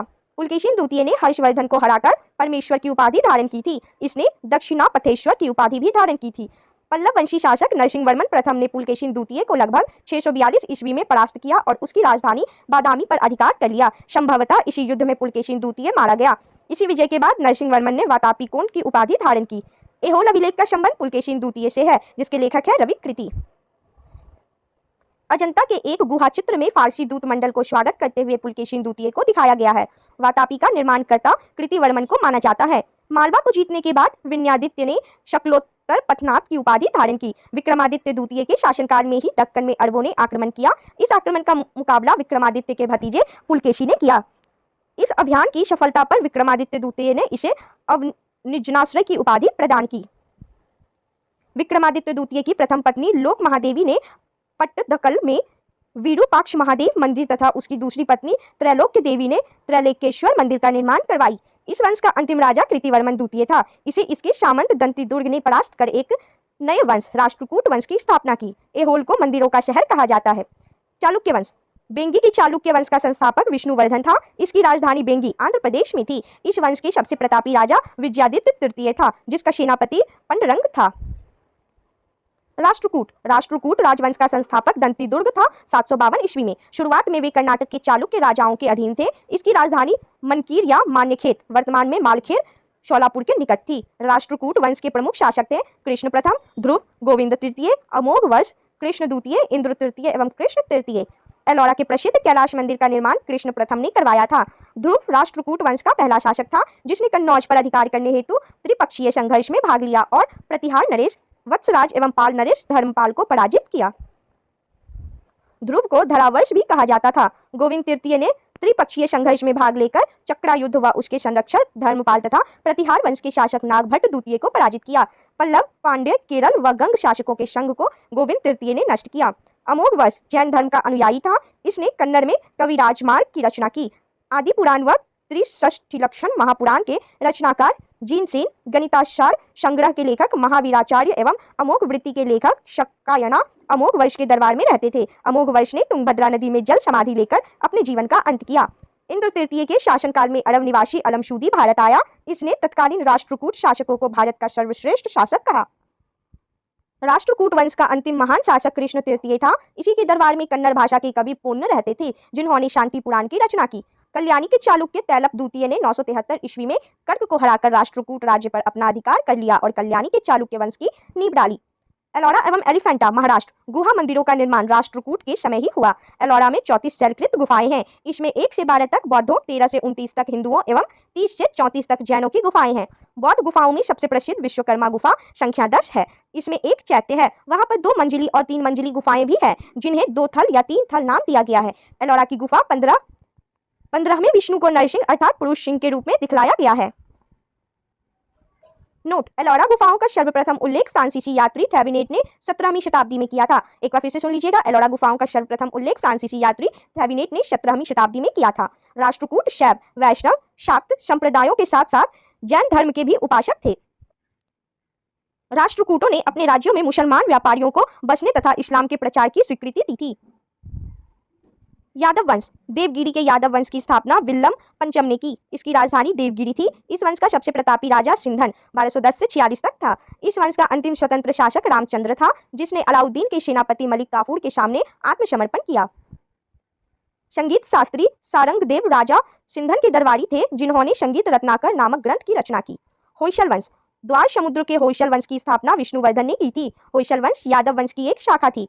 वेलूर में चिन्ना केशव मंदिर का निर्माण विष्णुवर्धन ने 1117 में किया था। होयसल वंश का अंतिम शासक वीर वल्लाल तृतीय था, जिसे मलिक काफूर ने हराया था। होयसल वंश की राजधानी द्वार समुद्र आधुनिक हेलीवेड था। कदम्ब वंश, कदम्ब वंश की स्थापना मयूर शर्मन ने की थी। कदम्ब वंश की राजधानी वनवासी था। गंग वंश, गंग वंश संस्थापक वज्रहस्त पंचम था। अभिलेखों के अनुसार गंग वंश के प्रथम शासक कोंकणी वर्मा था।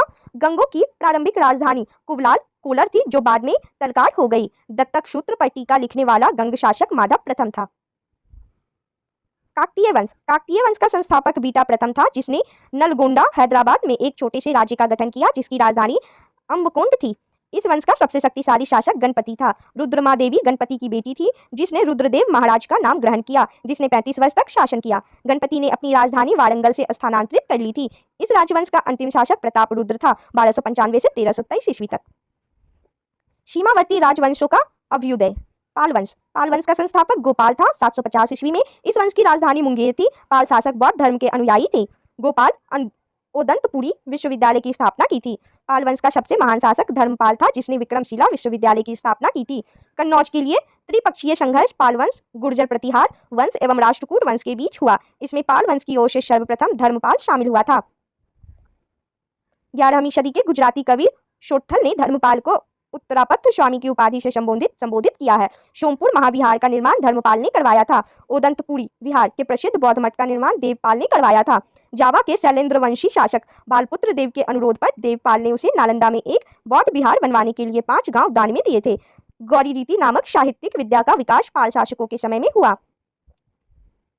सेन वंश, सेन वंश की स्थापना सामंत सेन ने राढ़ में की थी। इसकी राजधानी नदिया लखनौती थी। सेन वंश के प्रमुख शासक विजय सेन, बल्लाल सेन एवं लक्ष्मण सेन थे। सेन वंश का प्रथम स्वतंत्र शासक विजय सेन था, जो शैव धर्म का अनुयायी था। दान सागर एवं अद्भुत सागर नामक ग्रंथ की रचना सेन शासक बल्लाल सेन ने की थी। अद्भुत सागर को लक्ष्मण सेन ने पूर्ण रूप दिया था। लक्ष्मण सेन की राज्यसभा में गीत गोविंद के लेखक जयदेव, पवनदूत के लेखक धोई एवं ब्रह्म सर्वस्व के लेखक हलायुध रहते थे। हलायुध लक्ष्मण सेन का प्रधान न्यायाधीश एवं मुख्यमंत्री था।